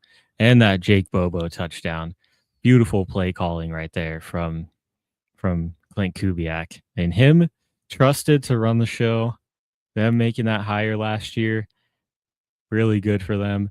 And picking up Sam Darnold. You got solid guy that can just be a pocket passer. But this first touchdown, 4 down linemen, and they're running obviously their zone, too high shell. They're coming out that look like most of the time the Rams are. And easy zone beating play in the red zone with your outside man with the outbreaker. Motion over Jackson Smith and Jigba to the backfield for a deep corner route right on the pylon. And then you had their tight end on a post across the middle to clear out that zone. Wide open in that little pocket in the end zone. JSN just pops out. And he came out motion from the far right side of the field, wasn't even really on the camera angle, into the backfield. I mean, they got trickery in there. They got the motion, got zone beaters, man beaters. I mean, everything. We've been preaching this all year, but like the way that the Seahawks throw the ball out of their heavy personnel, their 12 and 13 personnel, it's just been insane. Like that's been part of the reason they've just been so dominated. Like they're just gonna put you in these awkward situations where it's like, well, do I bring in heavier personnel, but then like I have less help on the back end, and it's like they're just like they see the looks that they give you, and they either attack you through the air or on the ground if you're not gonna, depending on the looks that you give, and they've just been so effective and so good at calling that all season. Gets you. It's a lot of just that tight bunch. Even if they don't have 2 tight ends, they're just an 11. It is still a tight bunch set where they're playing in a phone booth either way. It's like if you do give them the right look, Sam Darnold's good enough pre-snap now at this point in his career where, I mean, he's just gonna, if they got hat on hat for a run, I mean, you're running the ball, you're taking the yards. Yeah. And I mean, it helps when you can have less wide receivers on the field when your wide receiver one is Jackson Smith and Jigba. Like oh yeah. I mean, like you they want to get him the ball, and it doesn't matter. Like he is such an elite route runner. He's so quick coming out of that break and off of those. His footwork is just impeccable. It's like, I mean, like teams, they try to bracket him. They try to send help. He's just so creative. He's got such a great feel for where those soft spots are. And like him and Sam Darnold, I mean, despite only playing for 1 year together, really have a great connection. And it's like, it's tough. Like when you have less defensive backs out there too, because like, oh, they're in that heavy personnel look, like he is just going to be that much tougher to contain. And I mean, this was really, who do you give the nod to as the best receiver in the NFL this year? Is it JSN or is it Puka? I mean, it's it's tough. I mean, JSN led the league in receiving yards with in the regular season with 1,793. He had 119 catches and 10 touchdowns. So that was pretty good. Puka's stats, he was second in the league in receiving with 1,715. Led the league in receptions with 129 and also had 10 touchdowns. I mean, I think at this point, it's 1A and 1B. They're both the best. It's just like, and that it's really more of just a matter of your personal preference. Yeah. On where you put them. I think I'd probably go JSN 1A, Puka 1B, just because JSN's got a little bit more speed. But like that, like Puka makes up for his lack of like top end speed with just like powering through power tackles. and his size and just like ability to run after the catch. And he's still just with despite not having top end speed, just still such an elite route runner. At the top of his class, these two guys. And I mean, Buka almost saved the game there. Found himself one-on-one against Tariq Woolen right after he got that taunting penalty running up the Rams sideline. Quick double move. Man, that almost lost the game for Seattle right there. That almost brought the Rams right back into it. And the Rams, who had a pretty decent lead in this one, it was 23-10 at one point.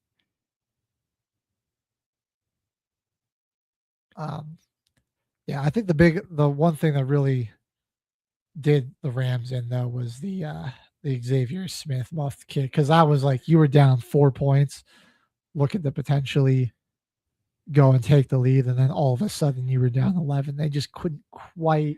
They couldn't get past those special teams problems all day. He almost muffed one earlier on. I mean, Seattle's okay kicking it to that guy. Right. I was like the Rams, for how good they were on both sides of the ball and how elite Matthew Stafford played all season. The special teams just could not. It did them in, man. Even after they moved on from the special teams coordinator, it was really a special teams play that did them in this one. I mean, obviously they failed to convert on fourth down, and when they had to go for it in the fourth quarter, they were 1 of 8 on third down, so they weren't very good on third down in general. But I think that was really the play that buried them. They just weren't able to quite overcome after that the 2-score deficit, because Sam Darnold, the Seahawks offense, they were just dialed in at that point. And it was one of those games where it's like, you just had if you lost the momentum, you just kind of needed the momentum going into the end of the game there. And Seattle had it with that home crowd behind them. I mean, like I saw somebody suggest something like just so moronic about how playoff games all of them need to be at neutral sites. And I was like, oh, what are you talking about? Like that was such seeding doesn't even matter. Right. That was such an electric game too, because of the 12s, man. Like they were like, man, they were complaining about the crowd noise. I'm like, you people don't even like football. Yeah. Like, what are you? You're watching the wrong sport. Go watch tennis. Yeah, like go watch tennis. Go watch golf. Like this is what home field advantage. The fans getting fired up and rowdy. Like, even then, there was a player recently that was complaining in tennis because their opponent was celebrating after scoring, saying, "Yeah, I saw at the Australian Open." So I'm like, dude, yeah, their argument is like, nobody wants to watch a game where it's harder for one team to communicate. And it's like, that's exactly what we want to watch. Like that's what makes winning games in the regular season and getting home field advantage so impactful, because you come into this. I mean, like, and also like sometimes like having that weather advantage, like it's cool. Like Like, even though the AFC Championship game was low scoring, like that blizzard coming down was just like, and watching them try to go out there and get a victory. And that, man, it was thrilling. Like, I just don't want people want it to be football to be in a soulless dome and like for the Exactly. The NFL would not be as popular as it is today without moments like that in the AFC Championship where we got a full-on blizzard. right weather. That's what I games. wanted. I was literally talking about we're getting all this late snow this year. Broncos could be the 1 seed and host a crazy blizzard playoff game. Like, I would love to see that. I was waiting for that. Good news is we're going to get to play the Broncos will be playing the Patriots next year. So hopefully Bo's healthy and we can get our get back. It won't be as satisfying as beating them in the AFC Championship, but it is what it is. Well, congratulations to Rams and Seahawks. They both had a fantastic season. Rams, we were looking at their cap space. I mean, it's not too bad. They have the 7th. Yeah, man, Seattle. Yeah, them and Seattle are both top 10 in terms of total cap space. Could shift slightly as teams work some things and as the new league year kicks in, like the new part of the contracts will take place. But right now they're projected to be around, $76 million for Seattle and $56 million for LA. So with an average player age of 27 years old for each of those teams. Not bad. That's nuts. All right. Looking ahead to Seahawks, Patriots, rather. I think Seattle's, they match up a lot better. Obviously, they've got, I think, the better defensive unit. The Patriots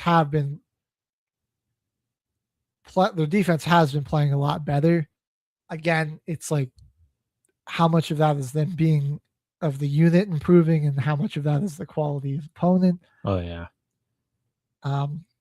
Like I said, that all year, though, they have been really good against the run. And again, in the postseason, that defensive front, Milton Williams, Christian Barmore, those guys are run stuffers at the defensive tackle position. So, yeah, that'll be the big thing, is try to not let Kenneth Walker get going. And then it's going to be a crazy matchup with Christian Gonzalez on JSN. That'll be the matchup to watch. It's interesting. How are they going to contain him? And then on the flip side, yeah, if you're the Seahawks, I think you can. Try to get aggressive. Like, try to force Drake May to make some tough throws. I think play a lot of man coverage. That's the Broncos definitely were playing a lot of man. I believe they can do it. Send some blitzes. They were definitely struggling against, even against some 4-man blitzes, they were struggling against that. I think the big thing for Seattle, though, is don't break contain. I think it's more important to keep Drake May in the pocket, even if you don't sack him, than to let him break contain. Like, I don't know if you want to be wasting a spy on him all game. Definitely spy him a little bit. Well, they do have to do that a little bit just to eliminate him running up the middle. Right. Because when the pocket does break down and he gets a gap to run straight up the middle, that's when he's really dangerous on the run. Right. Like, if you're Byron Murphy and you're Leonard Williams, the bigger thing is keep him in front of you and keep and then if you're those edges, don't try to go so far upfield, right? Like, you don't give him a gap, because that's been where he's been the deadliest running the football, is just getting a gap or something like that. So, yeah. And my prediction here, Nick Emonwari, Super Bowl MVP. Oh, really? I think exactly like you're saying, stack the box and freaking blitz this dude.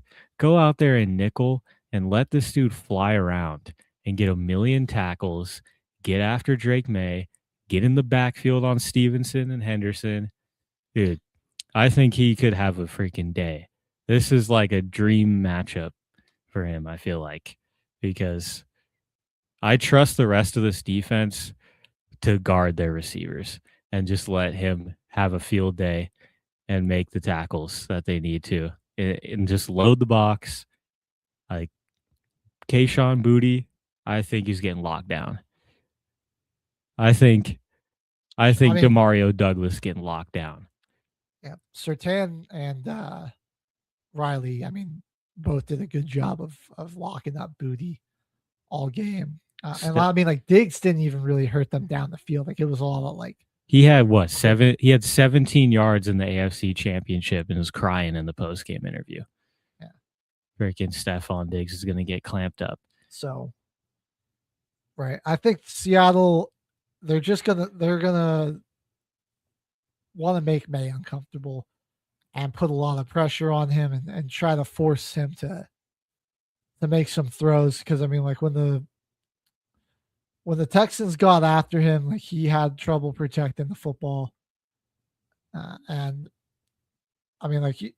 he's gonna have to be a little bit more aggressive, right? Because I don't think Seattle, if you can score points, like, that's going to benefit you. You're probably going to be able to force turnovers too. You kind of like the Patriots can't just sit back and wait for the Seahawks to beat themselves. They're too good to. That's too good to do happen. that. Yeah. They're not going to they don't have a backup quarterback in. So Darnold's been doing that at a high level. My Super Bowl MVP prediction is Sam Darnold. I think he throws 3 touchdowns and also has a clutch scramble on 3rd down to pick up a huge first down, which will be like kind of the crowning moment of his MVP performance. I think it'll just be the script writers, man. It'll be too tempting for them to not, That's true. For them to not give the guy that was labeled a draft bust to from draft bust to Super Bowl MVP. Like, what a crazy turnaround that would be. But You'd love to see it. Drop some predictions. Who do you guys think is? Looks like we both got Seattle, though. Going to win the Super Bowl. I'm on the Hawks. Like I said, I think they're the best team the Patriots are going to play all year. And I even with how good my Broncos were looking, like, if you were to just ask me from a what's the word I'm looking for? Just like a neutral point of view, basically. I'll take my fandom out of the equation. I would have said that the winner of the Super Bowl winner was going to be from the NFC again. The NFC was just much more of a gauntlet. I think you were just going to have, the teams that were going to get there were just going to have to go through. We're going to be in much tighter competition and have to overcome a lot more adversity. And so I would be, whether it was the Rams or the Seahawks, I was, my neutral point of view would be that they would have probably won, But let us know who you guys think is going to win. We're going to go ahead and we'll hit another music break. When we come back, we'll take a look at some of the all-pro teams plus the NFL honors. Awards are coming up, so we'll take a look at who are some of our finalists there. And just finish recapping what's been a really entertaining NFL season. So don't go anywhere. You're watching Till the Final Whistle right here on Military Broadcast Radio.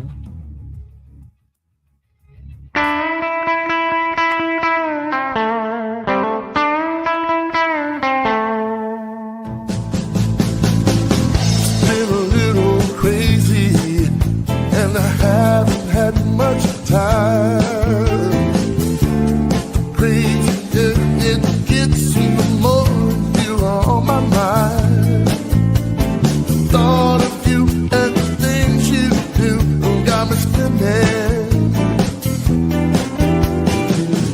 Never thought I'd find someone who sees things the way I do. Never thought I'd find this love till I ran into you. Filled the hole in my soul, got me spinning. Got me spinning around and round.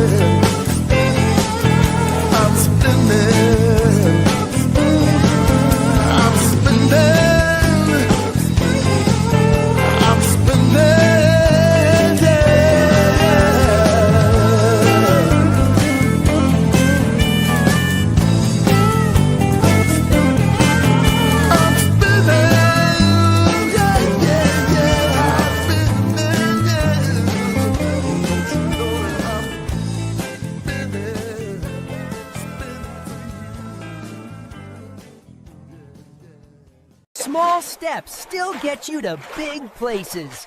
Keep paddling. Whenever things get rough or it feels like you're at the edge, remember this: storms pass. Tough times don't last, but tough people do.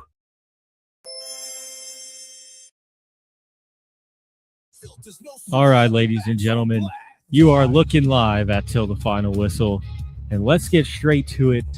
We got the all-pro teams, the all-rookie teams dropped, and I mean, this is more important than the Pro Bowl. This is more important than the Pro Bowl selections, in my opinion. This is where the real dogs are at. So white green screen can't even detect me. Maybe we just gotta go. I gotta turn on these other lights for us and get the lighting better. I'm just pasty. Oh God. The same thing was happening to Joel on Friday. Oh, we're shining. We're reflective. Nothing we can do about it. Let me get these full rosters pulled up here. What do you want to start with? The all-pro teams? Let's do the all-pro teams. Unfortunately, though, the biggest news on the all-rookie teams is that Cam Ward got the first-team quarterback. He played the whole year. Makes a lot of sense. Tyler Shook, he's easily going to be the second-team all-rookie quarterback. I mean, playing 8 games and being a maybe Shedeur stat leader. Yeah, at this point, they might give it to freaking Dylan Gabriel. Brady Cook, Quinn Ewers. Throw one of those guys about. All right, well, let's start with our all-pro teams. First team, gonna go with Matthew Stafford. I think that's pretty fair. He should easy money. He should win MVP as well. So I mean, you got to put the MVP as the first team All-Pro. Bijan Robinson as first team All-Pro running back. I think that's the right decision there. That's fair. Definitely. Jahmyr Gibbs, very close second there. Gibbs is a close second, but I think Bijan, I think he's clearly the best running back in the NFL. You look at his production, his speed, his ability to catch the ball. I mean, he can run in between the tackles. He can run outside. He can catch the ball. He's so explosive. And I mean, he's a guy who can turn a routine inside zone into like an 80-yard touchdown. You know, he's one of the fastest dudes in the league. I mean, I've never actually really, I mean, he's so athletic on his cuts. And I don't know if you've ever really seen, like, he's just so sharp and quick. Like the quickness of all of his movements. You're like watching a flash. He's so fast, it makes other dudes look like they're jogging. Yeah. That's how fast this dude is. It's wild. Now, the all-purpose player on the all-pro team does go to Christian McCaffrey. Good little nod to him there. I mean, the pioneer of the dual threat, do-it-all type of back. The pass catching, run block, or pass blocking, pass protecting, and running the football type of running back. McCaffrey was the archetype for that. So he gets the nod as the all-purpose player for the all-pro team. Wide receivers, Puka Nacua, JSN. I mean, obviously, those guys were the two best in the league all season. Jamar Chase as number 3. Those, I mean, JSN, Puka, unanimous. Yeah. I mean, there's nobody else. I think the only guy I might make an argument for over Jamar Chase, maybe Pickens, but I think Chase was just, I mean, like, you could just tell he's much more of a dynamic player. I mean, he only had 17 less yards and 1 less touchdown than Pickens. And that was with a bit of a carousel at quarterback for a good chunk of the season as well. All right, then we got our tight end. It's going to be Trey McBride. I mean, obviously. Easily. Got to just give McBride another shout. So among all pass catchers, not just tight ends, Trey McBride was 6th in total yards with 1,239. He caught 11 touchdowns, and he was 2nd in the league in receptions with 126. So, unreal. This was just with like Unreal crappy production out of offensive him. unit. I mean, he was balling. He was the best player on one of the worst offenses. All right, then we have our offensive linemen. We're going to get Garrett Bowles, Joe Tooney, Creed Humphrey, Quinn Miners, Penei Sewell. I don't hate that. That's a pretty good all-pro line. I like that. I'm just gonna go check what was his name. Linderbaum, that's what it was. Might be, I don't know. I feel like he might be able to go in over Humphrey. He could definitely get the nod over him. But I think the line, I mean, those guys were all pretty dominant this year. And I mean, you got to imagine one of those guys is going to win Protector of the Year, the new award that the NFL's rolled out. So I think got to give that thing to Quinn, man. Miners is a freaking beast, man. Yeah, he was a brick wall all season. All right. Your edge rushers. That's going to be Myles Garrett, Will Anderson Jr., and Micah Parsons. No. I like that. Could Nick Bonito be first team? He definitely kind of got snubbed from. Was he in the Pro Bowl? He was in the Pro Bowl. Okay. Obviously, they only picked 3 just edge rushers in general. I mean, honestly, with how much talent's there, I feel like it's very close between these guys, between all these guys. Like Miles obviously had to. He broke the sack record. You got to get him. I like Nick Bonito. Like Nick could have been up there. I'm just like Will Anderson and Micah. That's where it's a little like both of those guys, while we're fantastic players, Micah 12.5 sacks, Will Anderson at 12 sacks. I mean, why not Daniil Hunter, Will Anderson's counterpart? He had 15. No Brian Burns. Yeah. He had 16.5. I mean, did he make it for the outside linebacker? Well, he probably didn't because they don't yet. Like, see, the linebackers are just like your traditional linebackers. It's not like you don't have defensive end and outside linebacker. It's just guys that are edge rushers. Huh. Well, on the Pro Bowl, Brian Burns was as the outside linebacker. Yeah. So, it's just a linebacker. Okay. He's not here. The linebackers are just Jack Campbell and Jordan Brooks, who both led the NFL in tackles, so that makes sense. That's fair. But yeah. Yeah, man. Maybe throw Nick Bonito in there. Like even Daniil Hunter. Micah and Will have fantastic seasons. And they're fantastic players. There's no denying that. But I'm just like, when you're talking about, I mean, they're out in there as edge rushers, like so that those are guys that rush the passer off the edge. And wouldn't it kind of make sense that the top 3 guys in sacks this season go ahead of them? I mean, guys that had, 3-4 more sacks than they did this year. That's where I'm like, seems a little. Like, it seems like you're judging this mostly just on their ability to rush the passer. So I guess unless you're like counting, if total pressures or pressure rate means more than actual sacks and getting the quarterback on the ground.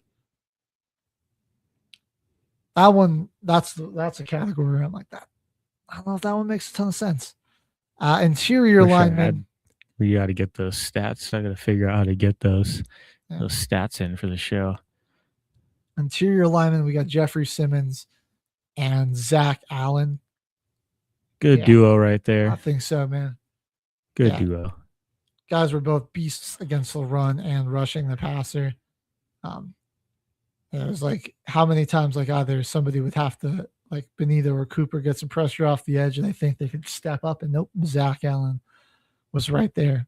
And then I mean Simmons, like he recorded 11 sacks despite not really having an elite pass edge rusher on his team with him, which makes that all the more impressive what he did.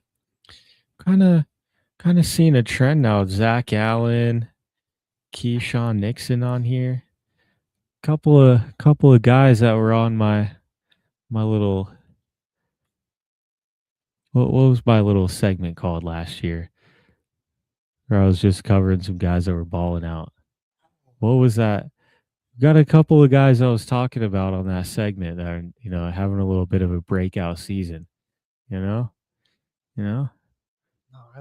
Kendre Miller a little bit before the ACL was looking pretty nice. 3 guys that, You're calling it, caveman. Pretty solid predictions. No, I just want, if I get the Amawari MVP, Super Bowl MVP, then I'll be feeling good. You might be a prophet. All right. Well, I definitely have a problem with the first team corners. There's no PS2. It's Derek Slingley and Quinyon Mitchell. What the? I mean, both guys were fantastic. I still think Patrick Surtain should have been first team All-Pro. I guess maybe because he missed a few games with injuries. He was out 4 games with if we're just throwing in second-year corners up in the All-Pro, like let's get Kool-Aid in there. Like Quinyon was locked down. Like those guys were both shut down corners. And maybe I'm a little biased, but I still think like Patrick's probably still the best corner in football. I just feel like there's like still better guys, I feel like, than Quinyon Mitchell. Like he had a good year. Like their whole unit had a pretty solid season too, but I don't know, each of them have also had like their weaknesses, and that wild card game, he was getting attacked. He did bounce back, get the pick, but there's a few moments where you can go after these guys. I mean, when Patrick Surtain was thrown at one-on-one coverage in big moments, he came down, got the pick. 50-50 chance, and I mean that guy got it. People don't test them often. Then your slot corner was Cooper DeJean for the All-Pro. I mean, again, this might be biased, but I think like Jaquan McMillan had a fantastic season. J-Mac, as we call him. They got so much hate. They get so much hate for getting the All-Pro nods. Like from like the media, not even just like online, from like fans. Like the Eagles get a lot of hate, and guys popping out. I think All-Pro and Pro Bowl selections. I think it was somebody on the Chargers. They had if I remember correctly, they had a really good slot corner. Although maybe I'm thinking of somebody from years. What was this guy's name? Oh yeah. Still was pretty good this season, but I don't know if he was better than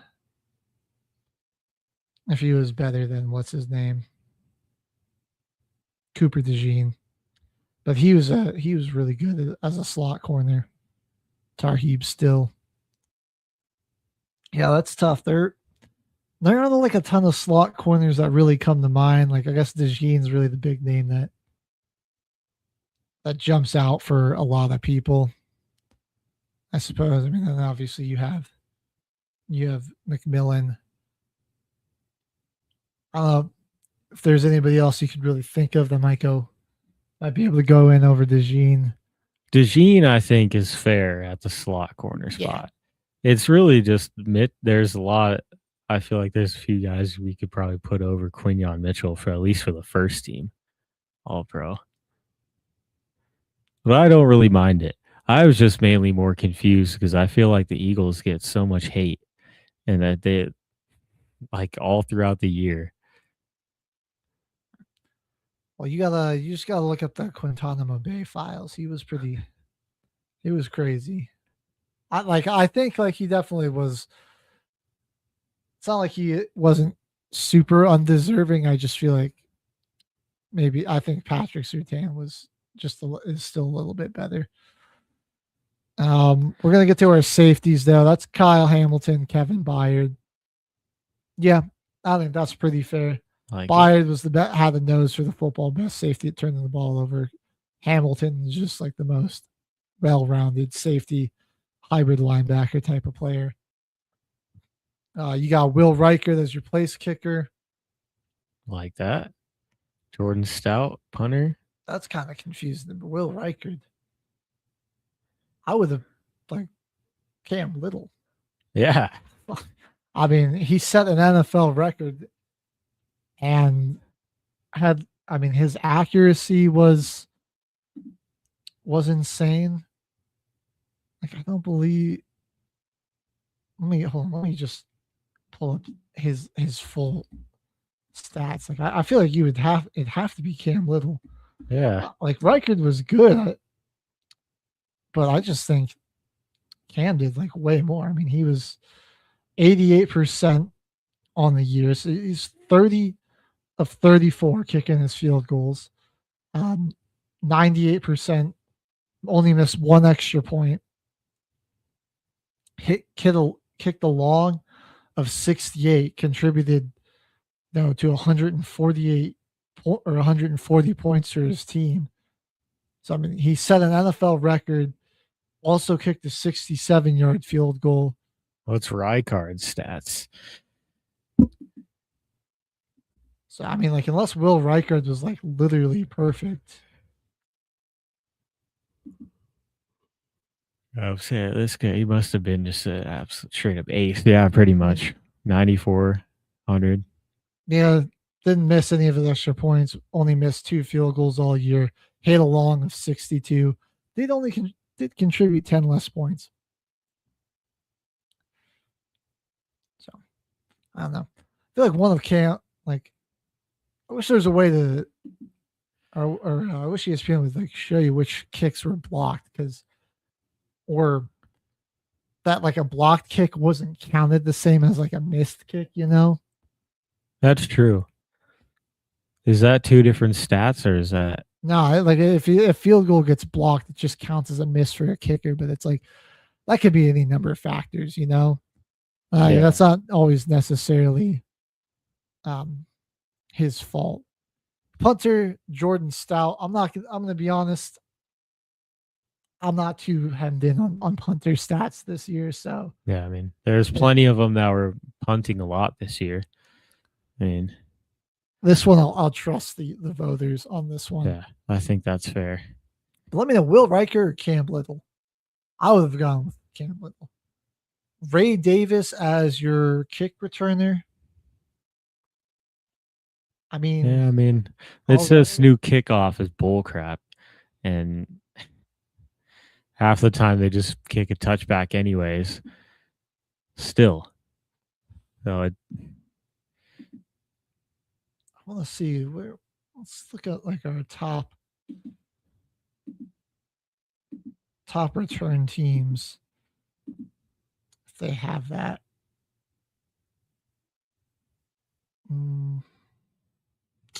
Maybe they don't. Well, if you keep going, I'm gonna try to find that. It's they really do. I don't know. They gotta at least adapt this new kickoff a little bit, because a lot of the time teams still end up just kicking out of the back of the end zone, even if you do end up giving up that 10 extra more yards on the touchback. More often than not, I mean, it hasn't really changed much besides limit the injuries a bit. It's not really changing anything for returning much at all. I do like this rookie punt returner, DK, getting in as the first timer. That's perfect. So DK is a punt returner. I mean, I think he had 2 punt return touchdowns. Looking at the kickoffs, I mean, in terms of kick returns, why is Ray Davis the first team, dude? He is 12 What in terms of total yardage. What? He did have a touchdown, but like 31 returns for 943 yards and a 97-yard touchdown return. Like Kevontae Turpin had nearly 2,000 return yards, only averaging 4 less yards a return. Shamiri DK could have also been your kick return leader. He did return 2 punts for a touchdown. Or Charlie Jones, if you want to give it to a guy that had the touchdown, had more return yards and more return yard attempts than Ray Davis. So I mean, I feel like they just threw it to a guy that had a touchdown on a notable team. Yeah. In 12th in the yards. Okay, he was actually 7th. He was 12th in total returns, 7th in total yards. Yeah, still, I mean, Turpin they're getting scored on so much. I mean, he's getting the opportunity to return some kicks back. That's true. Maybe they factored that into it. And then, you got DK, all-pro punt returner. He only had 398 return yards.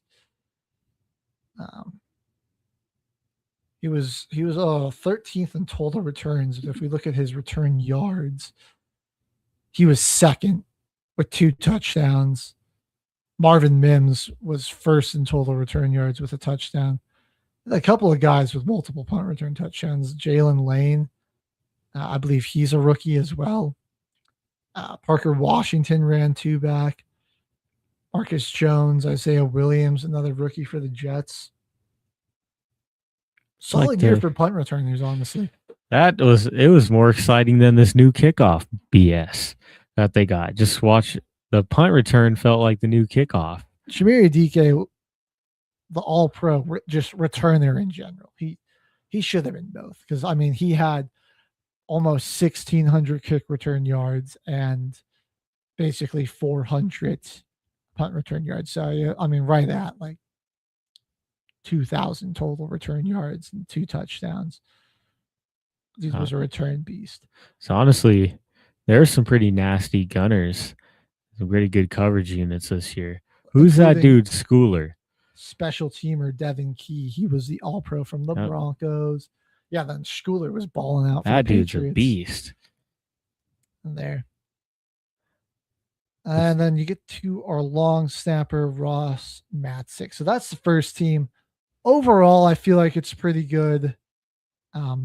Definitely some points where I'm like, this feels like they're picking more based off of popularity than anything. Like the edge rushers, I'm like, production-wise versus who had the most production versus who you picked. Not a huge gap, but there's a gap there. And then the returners, maybe there's some more deserving people there. Same with the corners. I think you can't really argue with the linebackers when you're picking Jordan Brooks, Jack Campbell. Those guys had the most tackles out of anybody.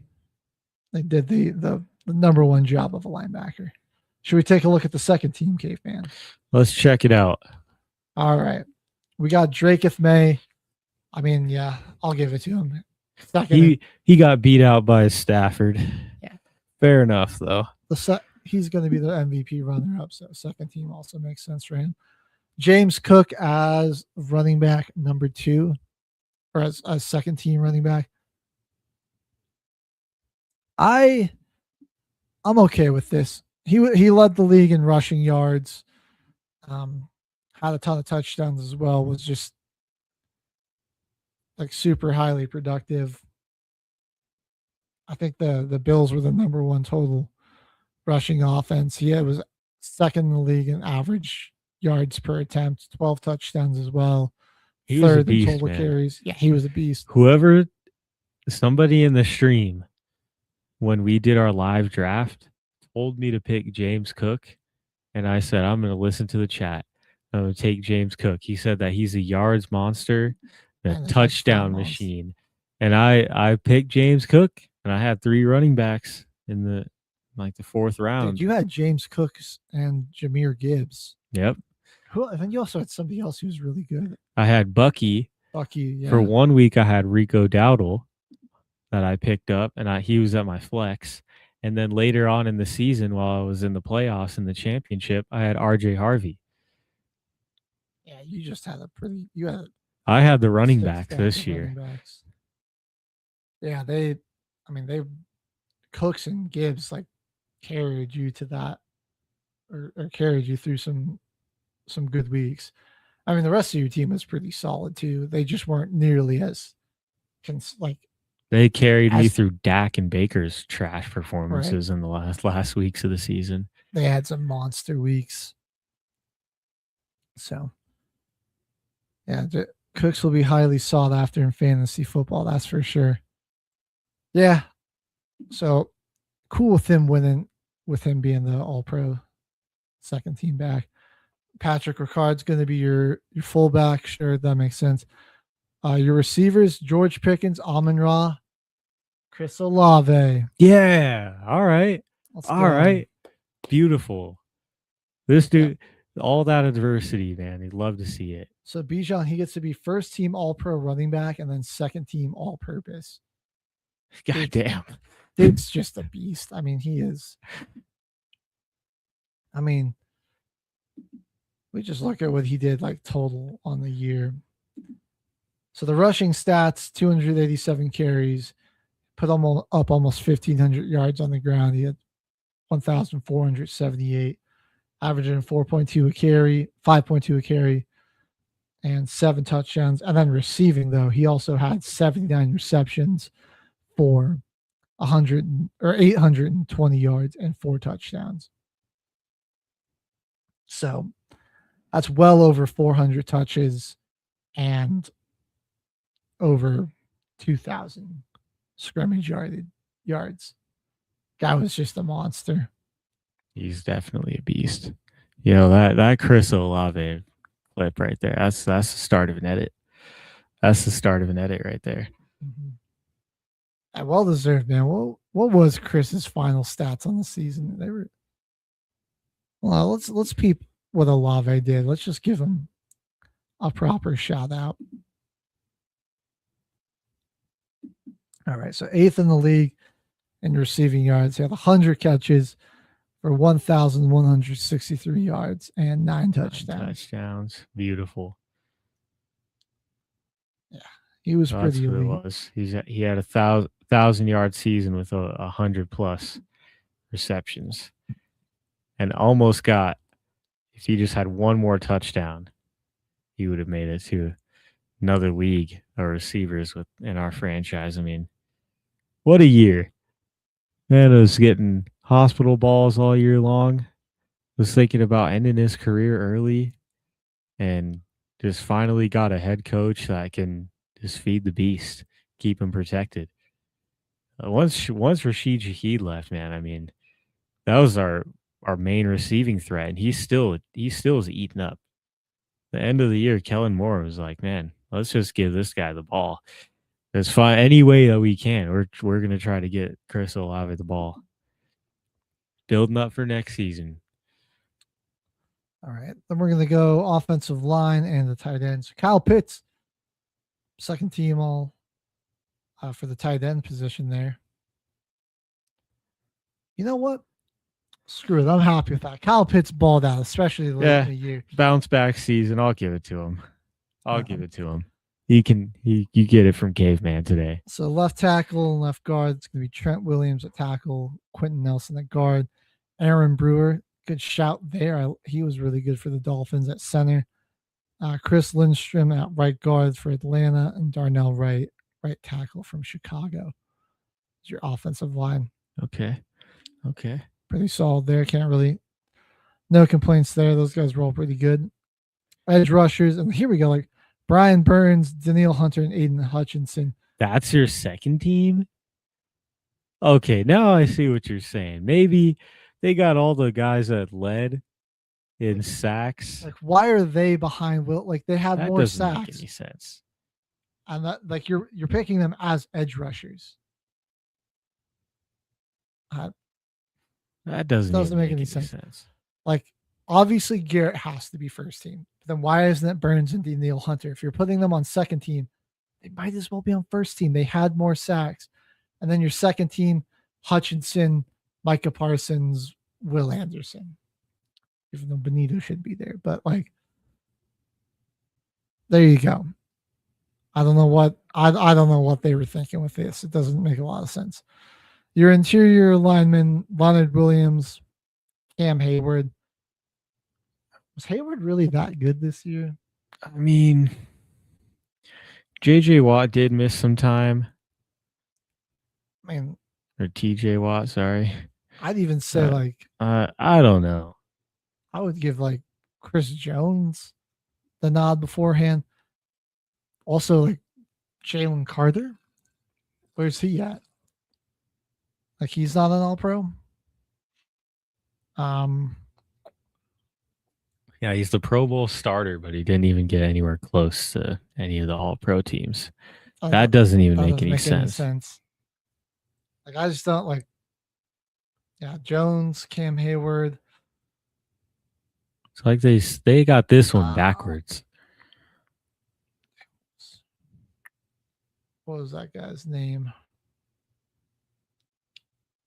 Yeah, Puna Ford on the Chargers. He was he went to the. He's on the Patriots, right? No, he's on the Rams. He was on the Chargers. Did he go to the Rams? Like, he's on one of the LA teams. Yeah, okay, he's on the Rams now.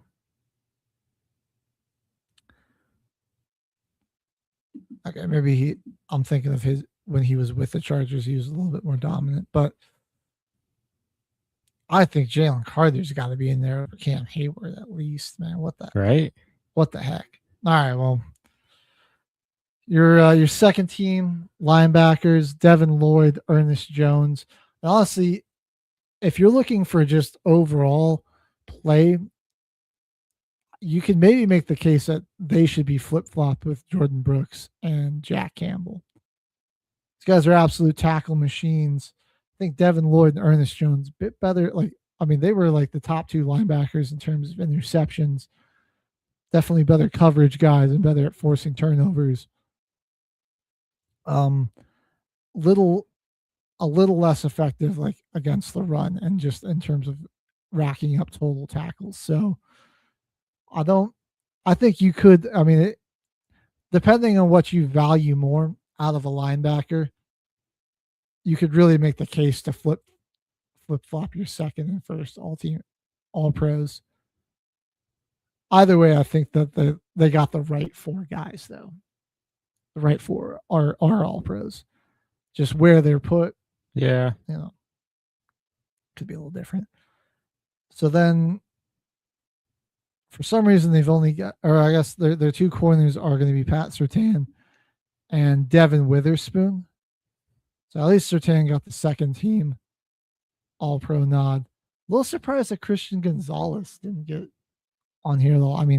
Yeah. I think he was.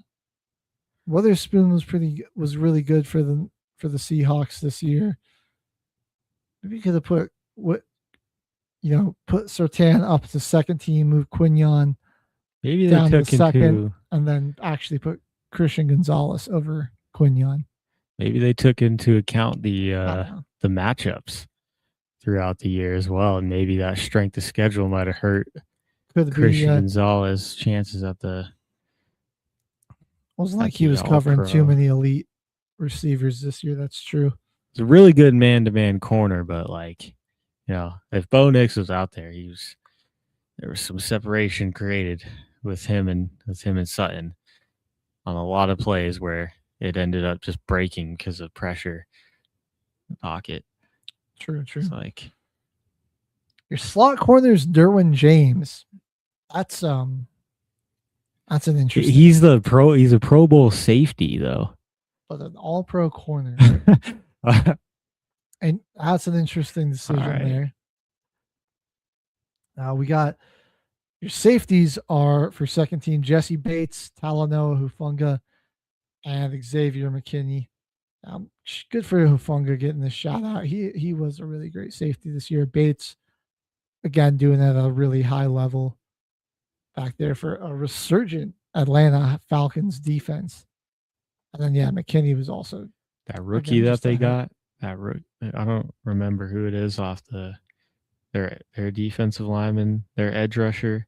James Pierce. Yeah, once they got him going, it was like they had a whole new life, man. They were able to get some really good pressure, and it just made everything a lot better. All right. And then just to speed up so we're not running out of time, your place kicker, Brandon Aubrey, and what does it say? He's Dallas punter. Who made this website? Place kicker, Brandon Aubrey, Dallas punter.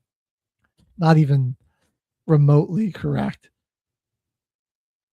Oh, they just have it set up horrendously. Your punter is Michael Dixon. Oh, place kicker is Brandon Aubrey. Why is punter not bold like the rest of the positions? Yeah, that's just whoever set up this list is an idiot. And like for some reason, on the second team, punter is just right next to the kicker. It's not below them. I forgot to hit enter. Yeah, somebody did. Michael Dixon is your punter. Sure, fair enough. Yeah, Aubrey again had a fantastic season. Just shocked Cam Little is not here. I know, that's crazy. Like dude broke the record. I mean, I feel like breaking an NFL record and still being, as accurate as he was deserves a little bit of recognition. What was Aubrey's stats? See, like Aubrey was less accurate than Little. He had a bunch of weird misses this year. Like he was 36 of 42. So 85% to Little's 88%. And he missed more extra points. Oh, no, he missed the same amount of extra points. But I guess he scored 155 points for the Cowboys. Hit a long of 64. I don't know, man. Cam Little got robbed. He should have been an all-pro of some sorts. Or just got some type of nod. I know. For breaking the record, man. Like, what? Kick returner, Kavontae Turpin. All right. Good for him there. Marcus Jones is your punt returner. Fair enough. He was fantastic. Oh. Excuse me. Special teamer, Deshaun Phillips, and then Andrew DePola as your long snapper. There we go. Overall, I'd say the all-pro teams aren't terrible. Some questionable decisions. Some of that, but nothing that just makes you go, what the hell are they thinking? I don't think there's any major blunders. The edge rusher thing confuses me on like why that's like backwards. Like why they aren't flipped. Surtain not being first team. I think they got the skill position and like the quarterback. Yeah, those position's pretty good. The offensive lines are pretty good. So yeah, we'll give it to him. Overall, not horrible. There's definitely been worse years or more confusing years. So let's man, I see you got that pulled up there. Let's take a look at some of these NFL honors finalists. Hosted by John Hamm. Let's give our predictions. Here we go.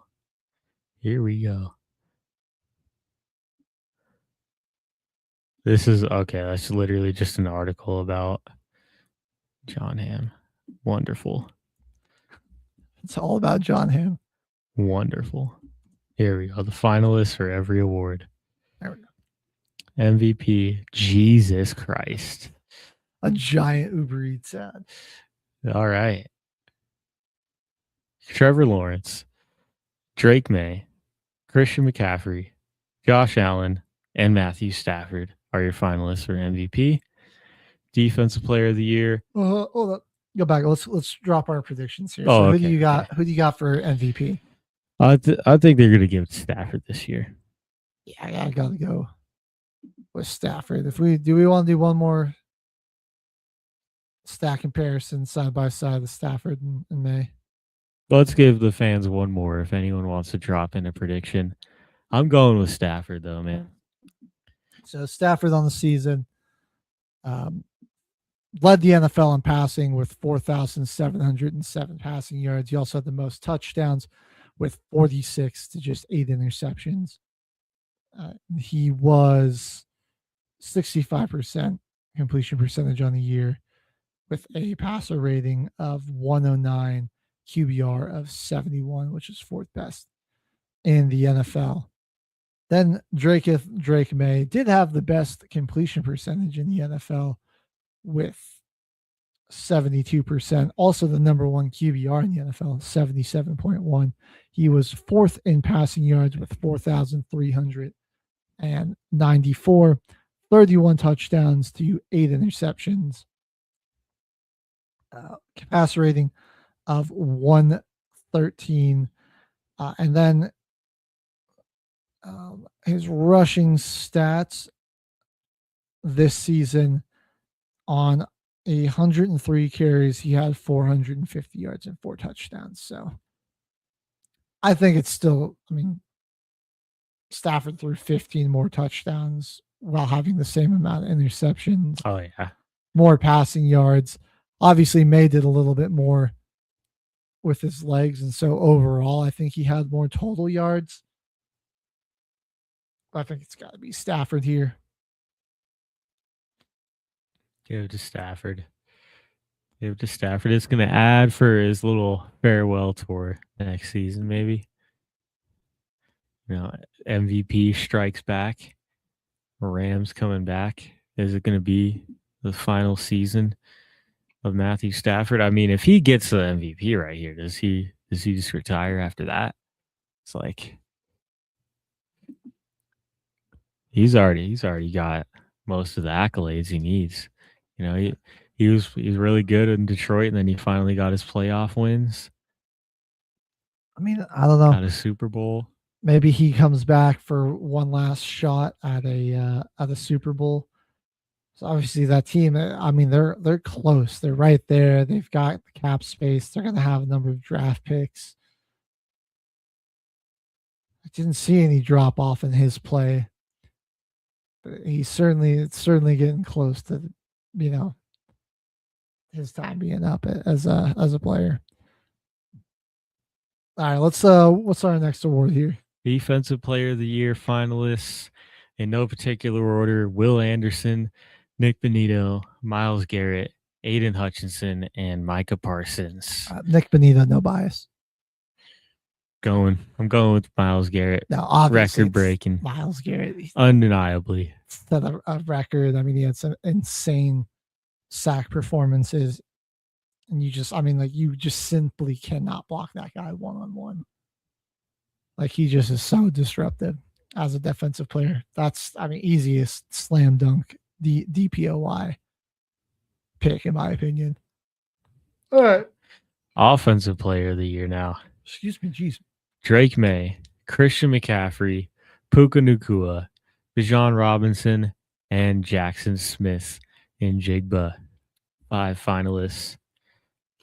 I'm not sure the odds on these guys anymore. For a while there, I was really only paying attention to Tyler Shuck and just skyrocketed into the favorite. All right. Can I tell you? I'm going to tell you who I think should win and who I think will win. So who I think is going to win versus who I think should win. I think Bijan should win it. That's fair. Maybe he in terms of the total yardage this guy was able to put up. He over 400 touches, over 2,000 scrimmage yards. The touchdown numbers may be a little low, only 11 total touchdowns. But I mean, he was just a monster catching and receiving the or catching and running the football. I think it's gonna go to JSN just for having the most yards,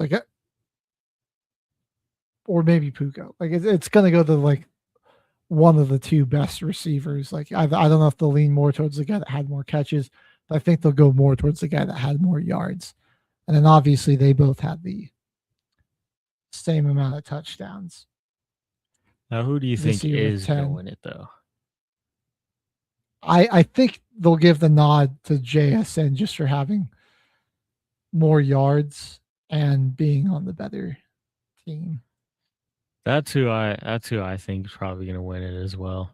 I mean, I think it's a well-deserved offensive rookie of the year, though. He's been a beast all season. One of the best top route runners in the league. Definitely. Was on a playoff team as well. That usually, while these are supposed to be regular season awards, I think that also does factor in a little bit to the decision. I just think if you're like picking like the player that was like the most impactful as an offensive player, I think Bijan is your clear cut. Oh yeah, number one there. Now for offensive rookie of the year, 5 finalists: Tyler Shuck, Tyler Shuck, Tyler Shuck, Tyler Shuck, and Tyler Shuck.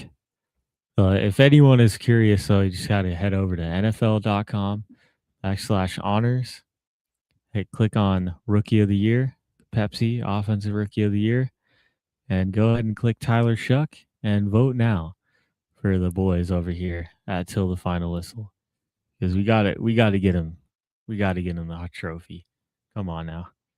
But seriously, he's competing with Tedero McMillan, Travion Henderson, Emeka Egbuka, and Jackson Dart are the 5 finalists. I mean, I think and want Tyler Shuck to win. That is what I'm looking for. Oh, that's not good. Just close that. That was a crazy pop. Didn't even know how to react. Thought your whole laptop was just like hijacked. Shit hijacked my screen there for a minute. Holy crap! All right, I think they're gonna give it to McMillan. Unfortunately, he made the playoffs. I mean, played the whole season. He played the whole season. Shuck nasty. Offensive player of the year next year loading. No, Shuck was good. MVP candidate maybe. We'll see. Well, I think it's got to go to Tet. He was 14th in receiving yards. I mean, 1,000 yards as a rookie, 70 catches, 7 touchdowns. How do you do against the Rams though? Against the Rams in the wild card. 5 catches for 81 yards. Okay. All right. But I feel like there's only been like one team that has really only truly been able to bracket him. And I mean, Seahawks are in the Super Bowl just because that.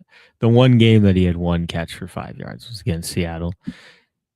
That was at start of the final stretch for Seattle where they've just been on their dominance since then. And now we got Rookie of the Year. Shuck better win offensive. Defensive, though, finalists: Abdul Carter, Nick Emanwari, James Pierce Jr., Carson Schlesinger, and Xavier Watts. I want to go with Emanwari here, but Carson Schlesinger was a beast, too. He's been a dog. But I think Nick Emanwari's going to get it. I hope. Yeah, I think it's going to be Nick Emanwari as well. Again, he was just this wild card ace in the hole for the Seahawks. I mean, he's just so versatile. Again, he's on a playoff team. say Schlesinger, in terms of total tackles, he was 6th in the league. He had 100 and what's the number? 156,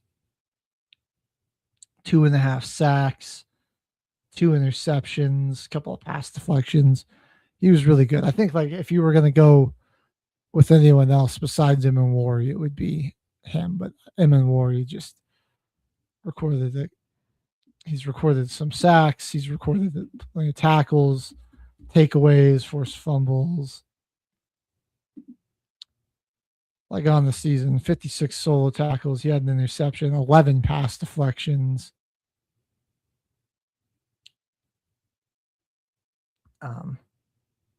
That's what 81 total. He had 81 total tackles.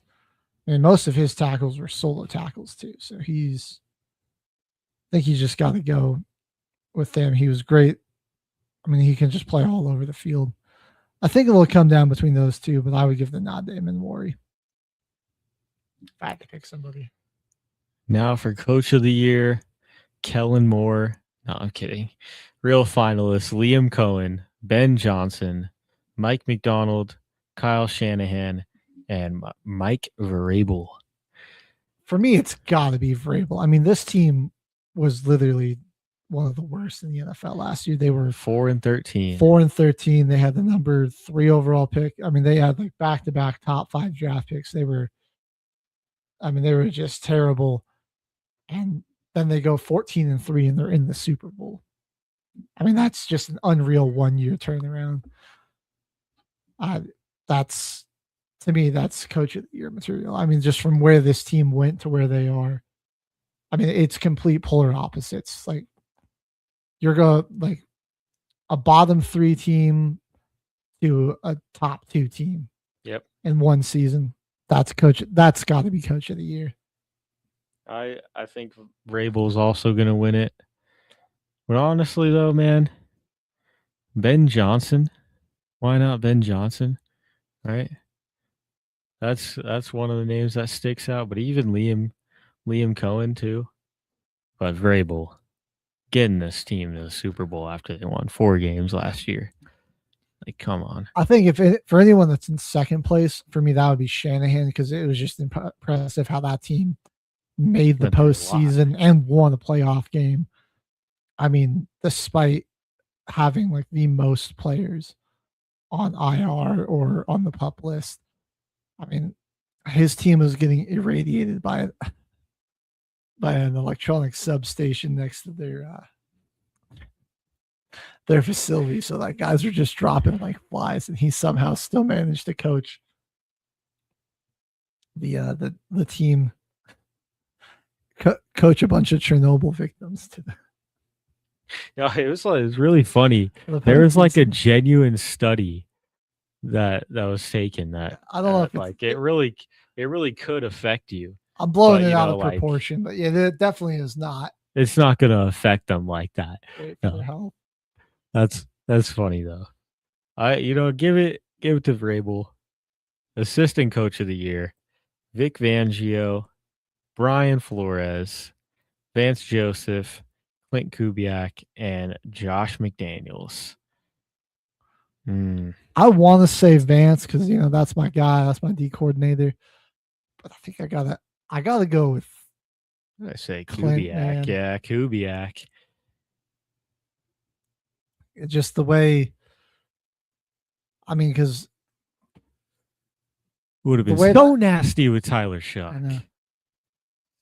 He just like the way he came in to a team that just fired their offensive coordinator, and it's implementing a new system with a new quarterback that had also just gotten to the team, and they, in theory, had just moved on from their number 1 wide receiver, trading away DK Metcalf, and it was like just immediately have that team looking so good and to get them to the Super Bowl. I think it's, I gotta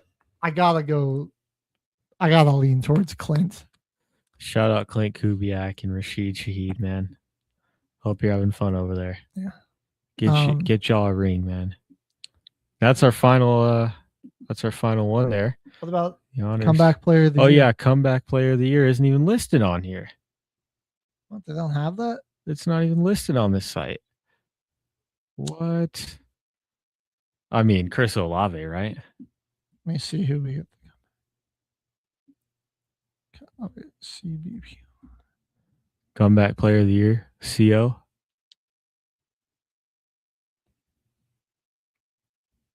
Let's see. Here we go. Here are the candidates.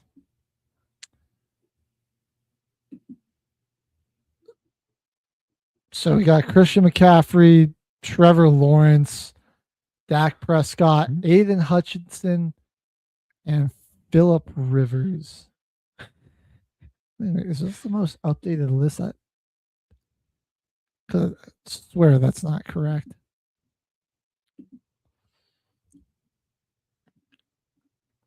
Let's see.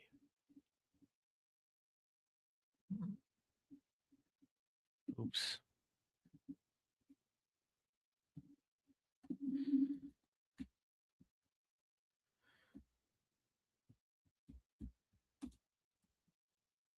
Let's see. NFL announces the finalists. The awards list. Is Sports Illustrated going to have all the... I guess it is.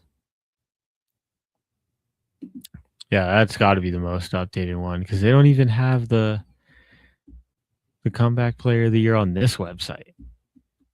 Oh, here we go. Stephon Diggs, Aiden Hutchinson, Trevor Lawrence, Christian McCaffrey, and Dak Prescott are your finalists. What did Stephon Diggs come back from? Beating up his chef? What did he come back from? He got hurt last season. He did tear his ACL mid-season. So he did get hurt. Trevor Lawrence on here, I guess he also got knocked out with a concussion mid-season. I like CMC or Aiden Hutchinson. I think, yeah, I would give it to Hutchinson because, I mean, he went from a gruesome leg injury to top 5 in that stats. break was bad, and that defense was a shell of itself without him last year. Right. That was the beginning of the end. It came back and he didn't miss a beat. I mean, 14.5 sacks, 4 forced fumbles. He even had an interception, 36 solo tackles. Let's see, what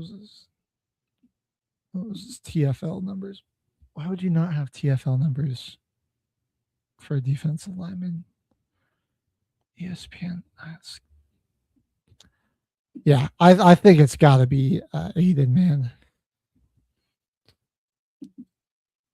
Yeah, that Aiden or CMC. Trevor Lawrence did make a pretty nice comeback. I mean, if he's up there for getting knocked out, put up Chris Olave. Come on. Exactly. What was Dak's injury that he came back from? Or is he coming back from being buns? Dak also got I think Hutchinson or CMC make the most sense because they missed basically all of last year. Like those guys, and it was barely touched the field. Like Aiden was gone week 2. CMC came back for one game and then his leg exploded. Like the other 3 at least played half the season or played at least 7. I think it was at least 6 games for all of them before they got hurt. There you go. I think after the ACL tear too, 1,000-yard season from Diggs, 85 catches. I feel like honestly, it's probably going to go to Dak just because they like quarterbacks, and Dak had, Dak had just a monster season. He was 3rd in the league in passing yards. Like if I had to guess, it'd probably go to Dak. 4,552 yards, 30 touchdowns, just 10 interceptions. The offense was one of the top offenses in the league.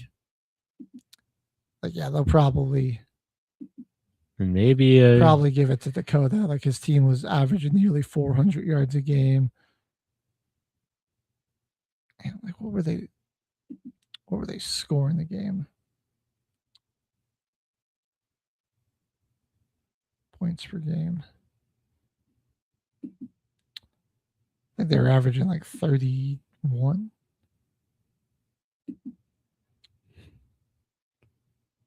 Oh, they dropped off a bit. They only ended up averaging 27. But okay, at the first little chunk of the season, they were the number. They were trying to they were trying to compete. Yeah, they did kind of just give up towards the end. For me, I think Hutchinson makes the most sense. The guy went out week 2, and then he comes back, records an interception as a defensive lineman, which is just crazy. 4 forced fumbles, 54 total tackles, 14 and a half sacks, 14 TFLs, 35 QB hits. Does it show on there the percentage of snaps that he played as well, or the number of snaps?